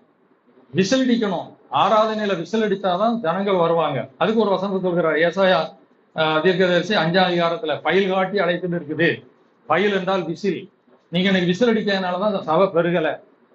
இப்படி போதிக்கிறாங்க. நீங்க கேட்கீங்களோ, நான் தெரிஞ்சதை உங்களுக்கு சொல்றேன், ஏன்னா அறிஞ்சதை சொல்லாம போக கூடாது இல்லையா? அப்ப ஆராதனை என்பது இன்னைக்கு நடனம் விசிலு எல்லாம் போய் எங்கேயோ போயிட்டு.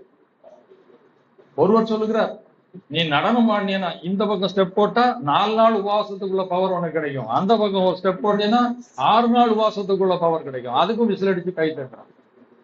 காரணம், ஆராதனை என்பது தேவனுக்கு பயப்படுகிற பயம், பரிசுத்தம், தேவனை பிரியப்படுத்துகிற வாழ்க்கை. இதை போதிச்சிருக்கோம்னா இதெல்லாம் ஆராதனை இல்லை அப்படின்னு நம்ம பண்ணிடுவோம். உன் வாழ்க்கை எப்படி இருக்கு? அதனாலதான் இன்னைக்கு இப்படி ஆராதனை நடத்தக்கூடிய வாழ்க்கை எடுத்து பாருங்க. சினிமாக்காரன் தோத்துப்போம். அந்த அளவுக்கு ட்ரெஸ்ஸிங், அந்த அளவுக்கு ஆடம்பரம். ஒரு நாளும் சத்தியத்தை சொல்லிக் கொடுக்கவே மாட்டாங்க. ஆராதனை, உண்மையான ஆராதனை என்பது எளிதல்ல. அதுக்கு ஒரு பெரிய போராட்டமே வைக்கணும். போராட்டம் வைக்காம ஆராதனை நடத்த முடியும். இப்ப யோசேப்பை எடுத்துக்கொள்ளுங்கள். அவன் ஆராதனை மோசை கொடுக்கப்பட்ட காலத்துக்கு முந்தி வாழ்ந்தவன். ஆனா தேவனுடைய இருதயத்தை அறிந்தவன். அவன் ஆராதனை எப்படி பார்க்கறான் பாருங்க. சின்ன வயசுலயே 17 வயசுலயே ஆடு மேய்க்க போகும்போது அவனுடைய சகோதரர்கள் எல்லாம் எப்படி வாழ்வாங்களாம்? துன்மார்க்கமாய் வாழ்வாங்க. ஆனா இவன் மட்டும் வேறு பிரிக்கப்பட்டு வாழ்ந்து அப்பாட்ட போய் எவ்வா அண்ணன் இப்படி பண்ணான். அதுதான் முதல்ல இவன் மேல அவங்களுக்கு கோபத்தை கொண்டு வந்துச்சு. இந்த ஆராதனை செய்ததுக்கு அவனுக்கு கிடைச்ச பரிசு என்ன? சொந்த சகோதரர் எங்க போட்டாங்க? உழிக்குள்ள போட்டாங்க. இவன் மட்டும் வித்தியாசமா இருக்கான், அப்பாட்ட போய் சொல்லிக் கொடுக்கான். இதுல வேற ஆண்டவர் அவனுக்கு தரிசனம் கொடுத்ததுன்னு நம்மளோட மேல போயிருவானா? யோசேப்பு கர்த்தரை அறிந்தவன். இப்ப போத்திபார் வீட்டுக்குள்ள போறான். அவனுக்கு யாருமே ஆராதனை சொல்லி கொடுக்கல. பழைய ஏற்பாட்டு காலத்துல அடுத்தவனுடைய மனைவியை தொடுவது பாவம் என்ற கட்டளையே கிடையாது. ஆனால் அங்கேயே அப்படி ஒரு சூழ்நிலை வரும்போது அவன் சொல்ற வார்த்தையை பாருங்கள். ஆதியாகமம் 39 போல, நீ அவருடைய மனைவியா இருக்கிறாய், உன்னை தவிர எல்லாம் ஒப்பு கொடுத்திருக்கிறார். நான் இந்த பாவத்தை செஞ்சு தேவனுக்கு விரோதமா எப்படி பொல்லாப்பு செய்ய முடியும்? தேவனுக்கு விரோதமான பாவம் உனக்கு யார் சொல்லி கொடுத்தா? எந்த கட்டளை இல்லாத காலம். அப்ப ஆராதனை என்பது என் தேவனை துக்கப்படுத்தக்கூடாது, என் தேவனை பிரியப்படுத்த வேண்டும் என்பதுல யோசேப்புக்கு யார் சொல்லிக் கொடுத்தா? ஆவியானவர் அவனுக்குள் இருந்தார். அப்போ தேவனோடு இருதயத்தோடு நெருங்கி பழகுற ஒரு மனிதனால் தான் தேவனுடைய இருதயத்தை புரிய முடியும். அதுக்கு அவனுக்கு கிடைச்ச பரிசு என்ன? சிறைச்சாலை. இன்னைக்கு நீங்க உண்மையான ஆராதனை செய்யணும், ஆண்டவரை எல்லா இடத்துலையும் கனப்படுத்த நினைச்சிட்டீங்கன்னா நிறைய விலைக்கரையும் செலுத்தணும். ஊரோட ஒத்துப்போ அப்படிதான் சொல்லுவாங்க. இன்னைக்கு அநேகர் போகிற நிலை அதுதான்.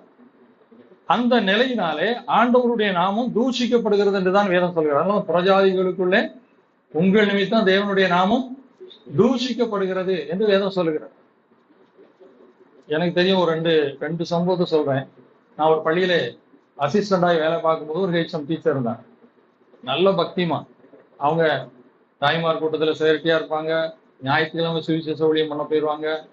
பள்ளிக்கூடத்திலேயே ஒரு ஜெபக்குழு வச்சு ஜெபம் எல்லாமே செய்வாங்க.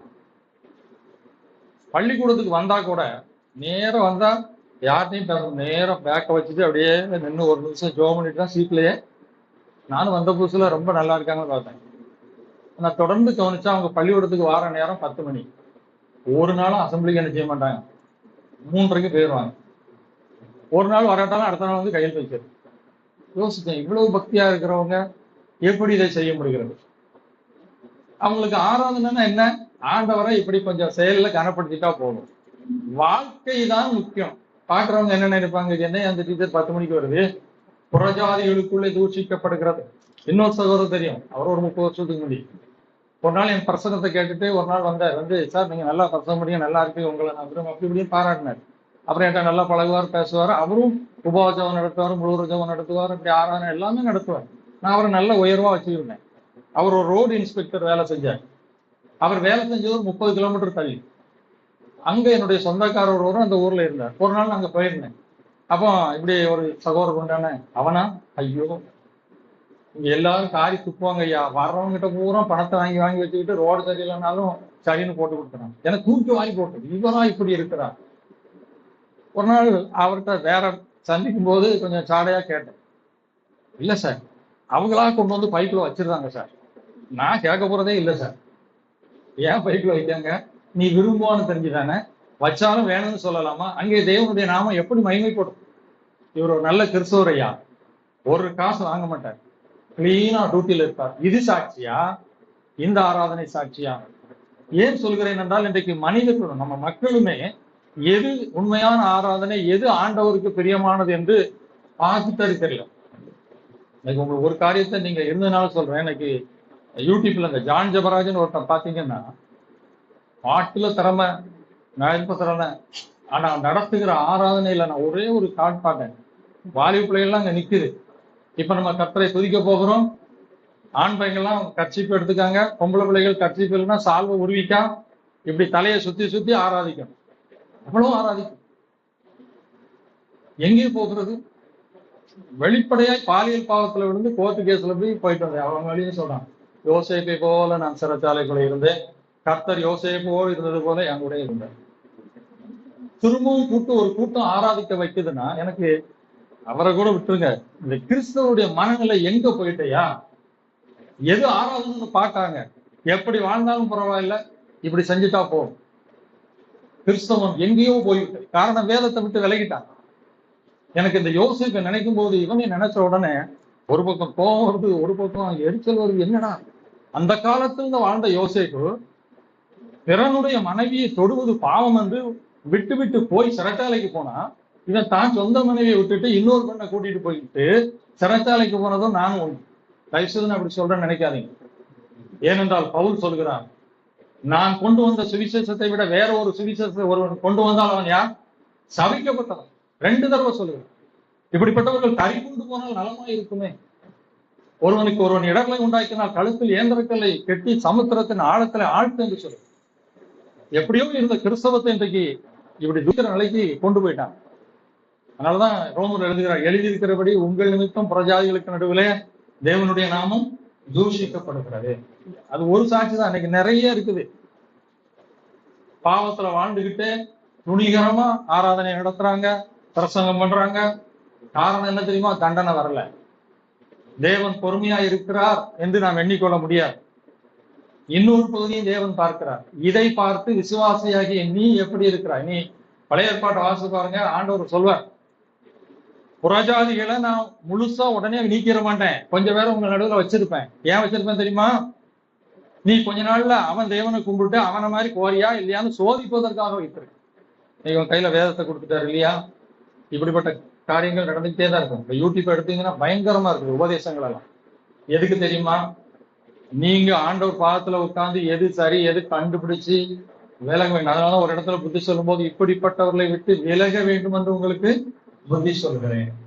இன்னைக்கு ஆராதனை என்ற பெயர்ல என்னென்னலாமும் நடக்க ஆரம்பிக்கிறது.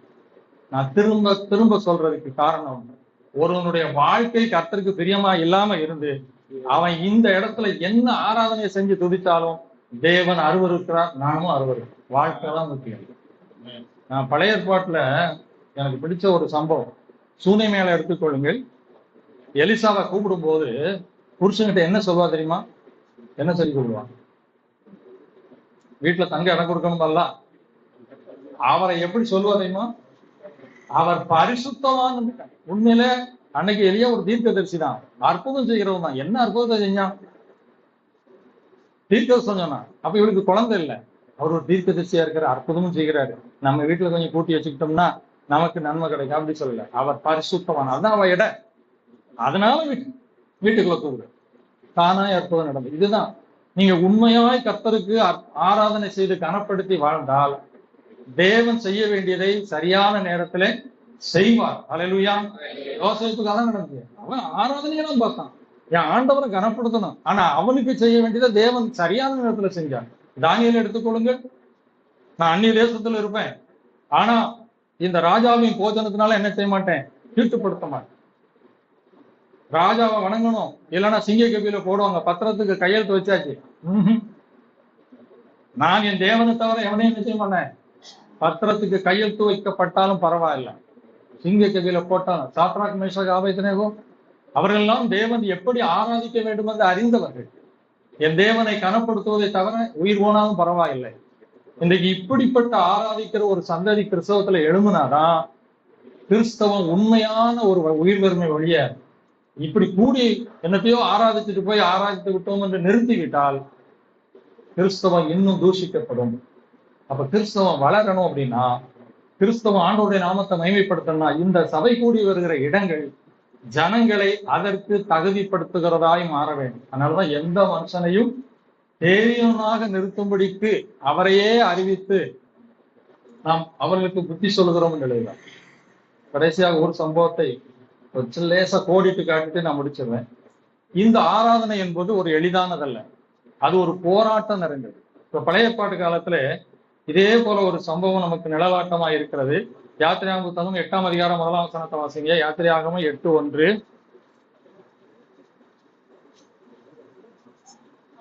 ஒரு 5 நிமிஷம் எடுத்துக்கலாம்.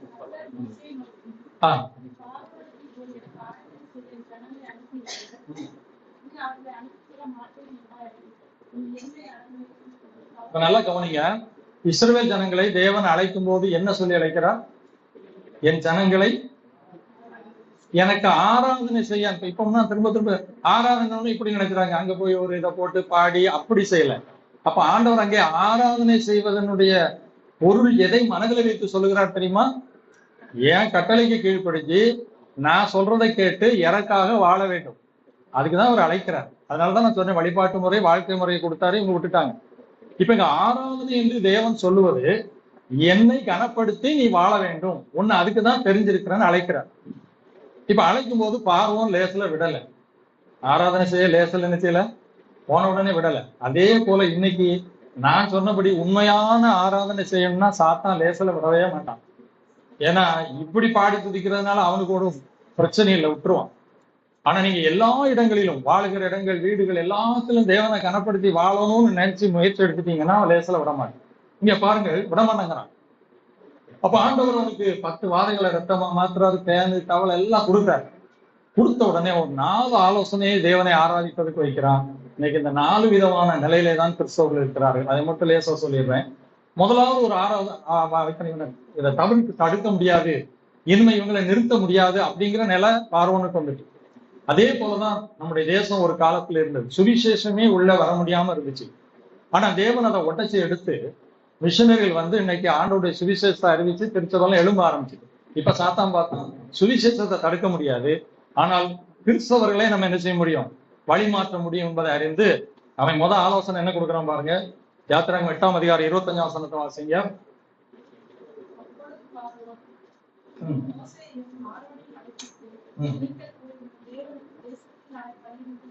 இந்த தேசத்திலேயே உங்க தேவனுக்கு என்ன செய்யுங்க, இங்கெல்லாம் போண்டாப்பா, எதுக்கு கூட்டிட்டு போற, ஏன் தேசத்துல இருந்தே உங்க தேவனுக்கு என்ன செய், அடிமைத்தனத்தின் ஆராதனை. எனக்கு அடிமையா இருந்துக்கா, ஆனா உன் கடவுளுக்கு என்ன செய்.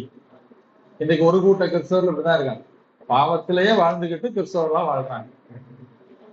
வெளிப்படையான பாவத்திலே இருந்து கொண்டும் கிறிஸ்தவர்களாய் வாழ்கிறார்கள். குடி பீடி என்னென்னலாம் மக்கள் பாவம்னு சொல்றாங்களோ கோயிலுக்கு போவாங்க, காணிக்க போடுவாங்க, ஏன் மிஷினரி ஊழியத்தை கூட தாங்குவாங்க, ஜபத்துல பங்கு வருவாங்க, எல்லாமே செய்வாங்க. ஒரு 30-35 வருடத்துக்கு முன்பதாக எனக்கு ஒரு சகோதரி தெரியும். அந்த சகோதரிக்கு எங்க ஊரு, அவங்க கிறிஸ்தவங்களாகி கொஞ்சம் அவங்க சிஎஸ்சியில இருந்தவங்க, ரசிக்கப்பட்டு பிறகு ஏஜியோ இங்க போயிட்டாங்க. திருமணமானது, அவர் சிஎஸ்சியில உள்ளவர், வெளிப்படையாவே சிகரெட் குடிப்பார், எல்லாம் செய்வார். இந்த அம்மா ஜோமணி எப்படியோ சொல்லி அவங்க சர்ச்சையை கூட்டிட்டு போய் அங்க முழுக்க ஞாபகம் கொடுத்து, ஒரு நாள் நான் பாக்குறேன் ஒரு ஜப கூட்டத்துல அப்படியே அந்நிய பாஷையில முழங்கி ஜபிக்கிறார். நான் எனக்கு ஆச்சரியம் போயிட்டு, இவர் இப்படி மாறிட்டாரா அப்படின்னு. திடீர்னு ஒரு நாள் போறேன், ஒரு சந்துக்குள்ள இருந்து சிகரெட் அடிச்சுட்டு இருக்கிறார்.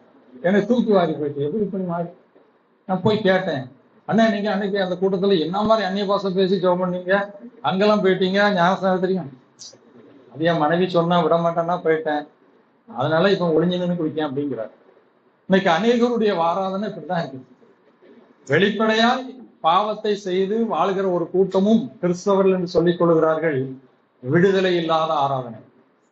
ஒரு மனிதன் கர்த்தரை ஆராதிக்க வேண்டுமானால் முதல்ல பாவத்திலிருந்து என்ன செய்யணும், வெளியே வரணும். இங்க மோசே சொல்றான், அதுக்கெல்லாம் நான் சம்மதிக்க முடியாது. ஓம் தேசத்திலிருந்து எங்க தேவனுக்கெல்லாம் என்னால என்ன செய்ய முடியாது, பலியிட முடியாது, மறுத்து விடுகிறான், போராடுகிறான். அப்படி எங்களுக்கு ஆராதிக்க முடியாது. திரும்ப விட மாட்டேங்கிறான். திரும்ப ஆண்டவர் வாதைகளை கொடுக்கிறார், திரும்ப கூப்பிட்டு விடுவான், வா வா வா வா. 2வது ஆலோசனை கொடுக்குறான். திரும்பியும் சொல்கிறேன், நான் நேரத்தை கருதி சுருக்கமாய் சொல்கிறேன். விடுதலை இல்லாத ஆராதனை, பாவத்தை விட்டு மனம் திரும்பாமல் கிறிஸ்தவனா இருந்தால் அவர் உண்மையான கிறிஸ்தவர் அல்ல. இது எல்லா சபையிலையும் இருக்காங்க. சிஎஸ்ஐ சபையில வெளிப்படையாக இருப்பாங்க, இங்க கொஞ்சம் மறைவா இருப்பாங்க, இவ்வளவுதான். ஆனா உண்மையாகவே நான் மனம் திரும்பி இருக்கிறேனா, பாவத்தை விட்டு விட்டேனா, கர்த்தருக்குள் வாழுகிறேனா, விடுதலையோடு ஆராதிக்க வேண்டும். இப்ப அவன் ரெண்டாவது ஒரு ஆலோசனை கொடுக்குறான் பாருங்க. யாத்திரையாகமம் 8ஆம் அதிகாரம் 27, 28 வாசிங்க.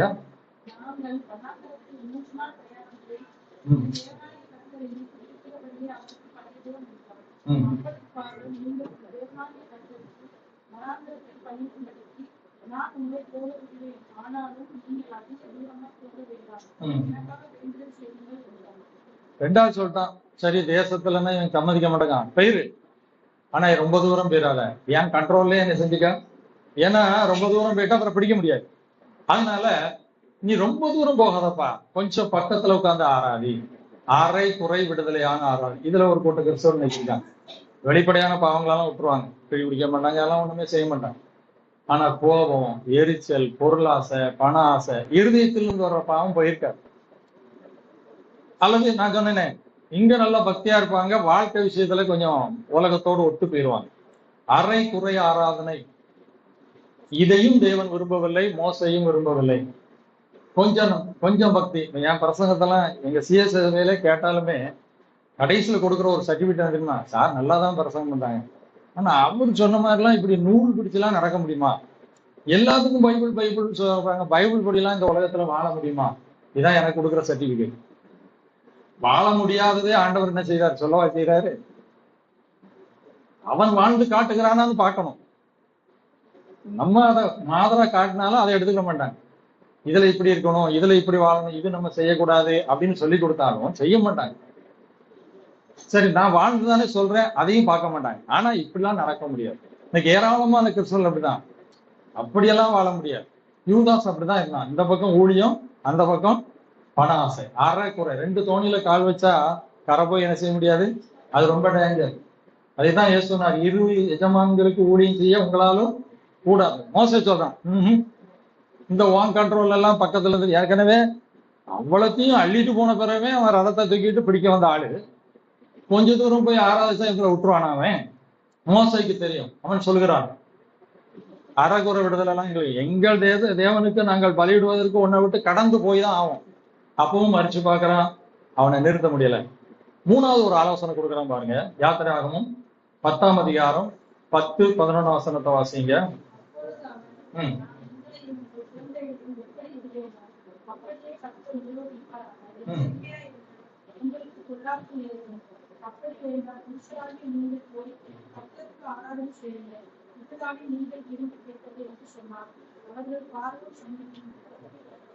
பாருங்க, தேவனுடைய விருப்பம் பார்வோனை விட்டு வெளியே கொண்டு வந்தாதான் எனக்கு வாழ முடியுங்கிறதான் கொண்டு வர போறாரு.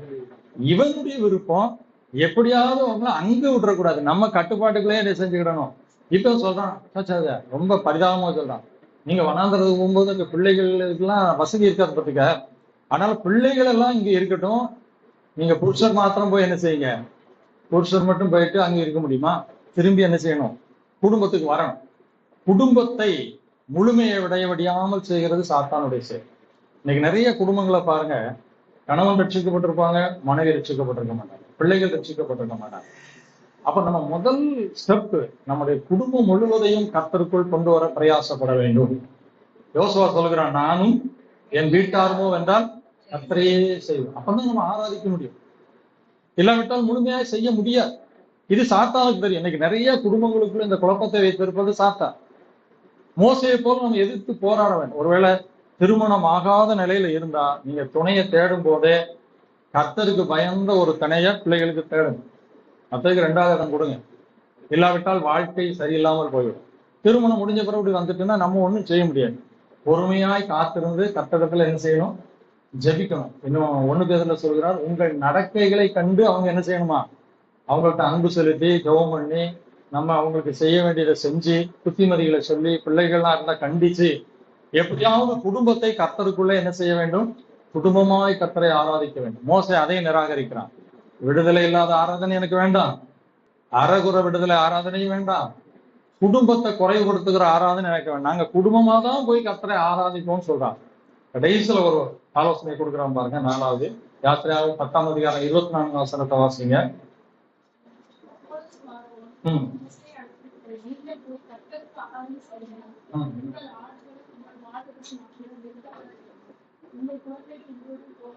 இப்ப குழந்தைகளை வேணா கூட்டிட்டு போயிரு, ஆனா எதங்க வச்சிரு? அவங்களுக்கு ஆடு மாடுதான் தொழில், சொத்து. தொழிலை இங்க வச்சுட்டு போய் நீ என்ன செய்ய? தொழிலை வச்சுட்டா எப்படி திரும்பி வருவான்னு தெரியும். தொழிலை தொடர்பு படுத்தாத ஆராதனை. இன்னைக்கு நிறைய கிறிஸ்தவங்கள் இதுலதான் இருக்காங்க. நான் ஏற்கனவே சொன்னது போல இந்த பக்கம் நல்லா இருப்பாங்க, தொழிலில் என்று வரும்போது அது உலகத்துக்கு ஏற்றபடியா போயிடும். ஆனால் உண்மையான ஒரு தேவனுடைய பிள்ளை தான் செய்கிற தொழிலின் மூலமும் தேவனை மகிமைப்படுத்த வேண்டும். அல்லேலூயா. இப்ப சமீபத்துல கூட பாத்தீங்கன்னா இந்த சினிமாவுல நடிக்கிறவங்க சாட்சி சொல்றாரு. நான் உங்கள்கிட்ட கூட சொல்லியிருப்பேன், ஒரு டைரக்டர், நான் அந்த சினிமாவை ஜோமனி எடுத்தேன், கர்த்தர் அதை ஆசீர்வதித்தார், 2 ஊழியக்காரங்க வர கர்த்தர் இவரை ஓஹோன்னு உயர்த்திட்டார்னு சொல்றாங்க. அவங்ககிட்ட அதை கேட்டா தொழில் வேற இது வேற. நாங்க அவருக்கு சகோதரர் கர்த்தருக்குள்ள நல்லாதான் இருக்காரு, அது தொழில். தொழிலும் வேற நாமும் வேறங்கிறது வேதத்துல எங்கேயுமே இல்லை. தொழிலின் மூலமும் கர்த்தர் மகிமைப்பட வேண்டும். இன்னைக்கு இப்படிப்பட்ட ஒரு நிலை கிறிஸ்தவத்துக்குள்ள வந்துவிட்டு நல்லா ஊழியம் செய்வாங்க, பெரிய பெரிய ஊழியக்காரங்க தாங்குறவங்க எல்லாம் இன்னைக்கு இந்த நிலையில தான் இருக்காங்க. எனக்கு தெரியும், நான் ஒரு 30 வருஷம் 35 வருஷம் இருக்கும். ஒரு நாள் ஒருத்தர் வந்தார், அவர் பெங்களூர்ல இருக்கிறார். அவர் சொன்னார், நான் பெங்களூர்ல இருக்கிறேன் சார், அங்க ஒரு பெரிய பணக்கார கடல் மிட்டாய் கம்பெனி வச்சிருக்கிறார், நம்ம ஊரை சேர்ந்தவர் தான்.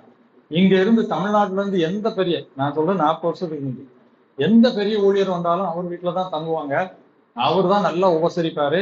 கடைசியில ஒரு நாள் அவர் ஃபேக்டரியில வேலை செய்யறவங்களை எல்லாரையும் கூட்டிட்டு வந்து அவங்களுக்கு சுவிசேஷம் சொல்ல வைப்பாரு. கடைசியில அவங்களுக்கு நல்ல காணிக்கை கொடுத்து அனுப்பிடுவாரு. சரி அப்படின்னு அவர் சொன்னாரு. ஆனா அவருடைய அந்த பக்க வாழ்க்கையை பாத்தீங்கன்னா எனக்கு தான் தெரியும் பிரதர். அந்த கிராமத்துல இருந்து கொஞ்சம் வேற அந்த பெற்றோர்கிட்ட 10,000 20,000 அட்வான்ஸ் கொடுத்து கூட்டிட்டு வந்து அந்த கடனை கழிக்கிற வரைக்கும் அந்த பையங்களுக்கு ஒரு 12-14 மணி நேரம் வேலை கொடுப்பாரு. நல்ல சாப்பாடு கிடையாது. அவருடைய அந்தரங்க வாழ்க்கையை பாத்தீங்கன்னா புகை உண்டு, மது உண்டு, எல்லாமே உண்டு. ஆனா இந்த ஊழியக்காரர் வந்து தங்கும்போது மட்டும் இப்படி செய்யறாரு, இவங்க தீர்க்க தரிசனம் சொல்றாங்களா, இவரை பத்தி அவங்களுக்கு தெரியாதா அப்படின்னு என்கிட்ட வந்து கேட்டாங்க. நான் சொன்னேன், பிரதர் நீங்க எப்படி பாக்குறீங்க? இல்ல எனக்கு மனசுல ஒரு இதா இருக்குது, இது எப்படி சாத்தியமாகும்? அதுதான் பாருங்க, இது வந்து கர்த்தருக்கு பிரியமானதல்ல. இது வேணா ஊழியரை பிரியப்படுத்தலாம், ஆனால் கர்த்தருக்கு ஆராதனை என்பது தன்னுடைய பணியிலையும் சரியா இருக்கும். நான் ட்ரைனிங் ஸ்கூல்ல படித்தேன் 1985 இருந்து 87 வரைக்கும் பிஷப் ஜார்ஜன்ட்ல, உங்களுக்கு தெரியும், முருகங்குறிச்சியில் இருக்கு. அப்பதான் நான் கர்த்தருக்குள்ள வந்தேன். வாலி வயசுல ரொம்ப வைராக்கியமா இருப்பேன், எங்க கூட நடந்தாலும் போயிடும். அப்படி ஒரு நாள் நாங்க வெளியே அவுட்டிங் வரும்போது அந்த இப்போ டயாசின் டெப்போ ஒன்று இருக்குது தெரியுமா, அதுக்கு எதிர்த்தால ஒரு சின்ன பெட்டி கடை உண்டு, பெட்டி கடை. அதுல சின்ன சின்ன மிட்டாய் இதெல்லாம் வச்சிருப்பாங்க. அப்போ ஒரு நாள் நடந்து போகும்போது அந்த பெட்டி கடையில் ஒரு சிலேட்டை தொங்க போட்டு இங்கு பீடி சிகரெட் விற்கப்பட மாட்டாதுன்னு தொங்க விட்டுருந்தாங்க. அப்ப எனக்கு கொஞ்சம் ஆச்சரியமா இருந்துச்சு, போய் பேசணும் அப்படின்ட்டு போனேன். வாலிப வயசு. அப்போ ஒரு வயசான ஒரு 50-55 வயசு இருக்கும். 2 பேரும் நாங்க ஒரு கணவனும் மனைவி. ஐயா நீங்க வச்சிருக்கதே பெட்டி கடை, இதுல அதிகமா வெத்தலை பாக்கு பீடி சிகரெட் தான் விற்கும், நீங்க விற்க மாட்டேன்னு எழுதி போட்டிருக்கீங்களே எப்படி அப்படின்னு கேட்டேன். அப்போ சொன்னார், ஐயா நாங்க இந்துல இருக்கிறவங்க, ஆண்டவருடைய சுவிசேஷத்தை கேட்டு இப்ப ரட்சிக்கப்பட்டு நான் ஒரு பெரிய வியாதியில இருந்தேன், நான் வந்துட்டேன். இப்ப என்னன்னா நாங்க வாரந்தோறும் சுவிசேஷ ஊழியத்து போவோம். அங்க போய் இயேசுவை பத்தி பிரசங்கிப்போம். என்ன பிரசங்கம் பண்ணுவோம்? இயேசு உங்களை நேசிக்கிறார், பாவத்தின் சம்பளம் மரணம், பாவத்தோட்டு விடுதலை ஆகுங்க, குடிக்காதீங்க, அப்படி பண்ணாங்க இப்படி பண்ணாங்க, இயேசு உங்களை நேசிக்கிற பிரசங்கம் பண்ணுவோம். ஒரு நாள் பிரசங்கம் பண்ணும்போது என் உள்ளத்துல ஒரு எண்ணம் வந்துச்சு, பீடி சிகரெட் குடிக்க கூடாது, புகையில போடக்கூடாது அப்படின்னு பிரசங்கம் பண்ணா அதை நம்ம கடையில வச்சு விற்கிறோமே, அது எப்படி சரியாகும்? செய்யக்கூடாது பாவம் என்று சொல்லுகிற ஒன்றை நாம் ஜனங்களுக்கு எதுக்கு கொடுக்குறோம்? நமக்கு ஒரு ஆதாயம் வரும்னு கொடுக்குறோம். அப்ப ஆதாயத்துக்காக நான் இதை செய்வது சரியாகுமான்னு என் மனசுல கேள்வி எழுதிச்சு. யாருமே எனக்கு சொல்லலை, அது எனக்கு குத்தலா இருந்துச்சு. அதுல இருந்து பாவமான ஒன்ன என் வியாபாரத்துல பயன்படுத்த கூடாதுன்னு நான் விட்டுட்டு தான். ஏன்னா இங்க வந்தவங்க பெரும்பாலும் வேற அதுதான் கேட்பாங்க, அதனாலதான் நான் இதுல எழுதி போட்டுட்டேன் இங்க இல்லைன்னு. அப்போ உங்க வியாபாரம் பாதிக்கப்பட்டிருக்குங்களா அப்படின்னு கேட்டேன். ஆமா கொஞ்சம் பாதிக்கப்பட்டுச்சு, ஆனா நான் கர்த்தருக்குள்ள சந்தோஷமா இருக்கிறேன். ஏன்னா என் கர்த்தருக்கு பிரியமானதை செய்துட்டேங்கிறத மகிழ்ச்சி, இந்த குறைகளை ஒன்றும் பெருசா எனக்கு தெரியலைங்க. அது சாட்சி. நான் அதையும் சொல்றேன் இதையும் சொல்றேன்னா 40 வருஷத்துக்கு முன்னே நடந்தேன்.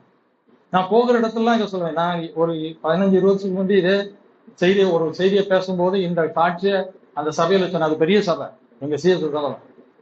முடிஞ்ச உடனே ஒருத்தர் ஓடி வந்தார், ஐயா நானும் கூட பலசரக்கடை வச்சிருக்கிறேன், இதை வச்சுதான் வித்துக்கிட்டு இருக்கிறேன், இது வரைக்கும் இதை நான் தப்புன்னு நினைக்கலையா, ஆனா இப்ப நீங்க சொன்ன பிறகு நான் யோசிச்சு பாக்குறேன், நானும் இதை எடுத்துருவேன். அன்பான தேவனுடைய பிள்ளைகளே, தொழில் வேறு வாழ்க்கை வேறு அல்ல. நம்முடைய தொழிலின் மூலமும் இயேசு கனப்படுத்தப்பட வேண்டும். வியாபாரம் செய்யறோமா, உண்மையா செய்வோம், கொஞ்சம் வரும் கிடைச்சாலும் பரவாயில்ல, நேர்மையா செய்வோம். ஒரு அரசு பணி செய்கிறோமா, வர்றவங்களை காக்க வைக்காம செஞ்சு கொடுக்கணும், லஞ்சம் வாங்கக்கூடாது. அப்படி எந்த தொழில் செய்தாலும், எஜமானா இருந்தாலும், வேதம் எல்லாருக்கும் ஒரு ஆலோசனை கொடுக்கிறது. அதுபடி நம்ம செய்யும் போது, வாழும் போது கர்த்தர் நம்ம மூலம் என்ன செய்கிறார், கனப்படுத்தப்படுகிறார். அதுதான் புத்தியுள்ள ஆராதனை. மோசே சொல்லிட்டான், ஆடு மாடெல்லாம் இல்லாம நாங்க என்ன செய்ய மாட்டோம், போக மாட்டோம். அப்படி ஒரு போராட்டத்துக்கு பிறகுதான் அந்த ஜனங்கள் விடுதலையாகி வருகிறார்கள். அதுதான் சொன்னேன், உண்மையான ஆராதனை செய்வதற்கு ஒரு போராட்டம் தேவை. பவுல் சொல்கிறார், நல்ல போராட்டத்தை போராடினேன். பவுல் ஒன்றும் போராடாமலாம் அவர் அப்படி சொல்லல. இந்த உலகம் நமக்கு சாதகமானது அல்ல. ஏன்னா நீங்க கர்த்தருக்கு உண்மையான ஆராதனை செய்யணும்னு நினைச்சிட்டாலே முத வேலையா உங்க முன்னாடிதான் விசாரிக்கிறோம். அது வரைக்கும் வரமாட்டான். இந்த பகுதியை செய்யறதுல எல்லாம் வரவே மாட்டான். வேலை செய்கிற இடத்துல நான் சாட்சியா இருக்கணும், குடும்பத்துல நான் உண்மையா இருக்கணும், போகிற இடத்துல ஆண்டவருடைய பேரை கெடுத்துடக்கூடாது, என் வார்த்தையில என் செய்கையில, இந்த சிந்தையிலேயே நீங்கள் செயல்படும் போது உண்மையான ஆராதனை கர்த்தருக்கு நாம் செய்கிறோம். அதை பார்த்து தேவன் மகிமைப்படுவார். அந்த உண்மையான ஆராதனை செய்கிற பிள்ளைகளுடைய தேவைகளை கர்த்தர் நிச்சயமாக சந்தித்தான். நான் யோசேப்பினுடைய சாட்சி தான் திரும்பியும் சொல்றேன். அவனுடைய நோக்கம் எல்லாம் என் தேவனுடைய நாமத்தை மகிமைப்படுத்த வேண்டும். ஏற்ற வேலை வந்துச்சு, அவன் கேட்கல, உயர்த்தினார். அதே போல நம்முடைய வாழ்க்கையில நீங்கள் இந்த உண்மையான ஆராதனை, என் தேவனை நான் எப்படியாவது மகிமைப்படுத்துறேன், என்ன பாடு வந்தாலும் சரி, யார் என்ன விட்டாலும் சரி, யார் என்ன புகழ்ந்தாலும் சரி, அதை பத்தி கவலை இல்லை. என்னுடைய ஒரே நோக்கம் யோசேப்பை போல, நான் போகிற இடத்துல, நான் படிக்கிற இடமா இருந்தால் படிக்கிற இடம், பணி செய்கிற இடம், நான் ஊழியம் செய்கிற இடம், எந்த இடமா இருந்தாலும் என் மூலம் என் தேவனுடைய நாமம் மகிமைப்படும்படி மட்டும்தான் வாழ்வேன் என்ற ஒரு வைராக்கியத்தோடு நாம் செயல்படும் போது தடைகளை கர்த்தர் தானாய் உடைப்பார். நம்முடைய தேவைகளை தேவன் தானாய் சந்திப்பார்.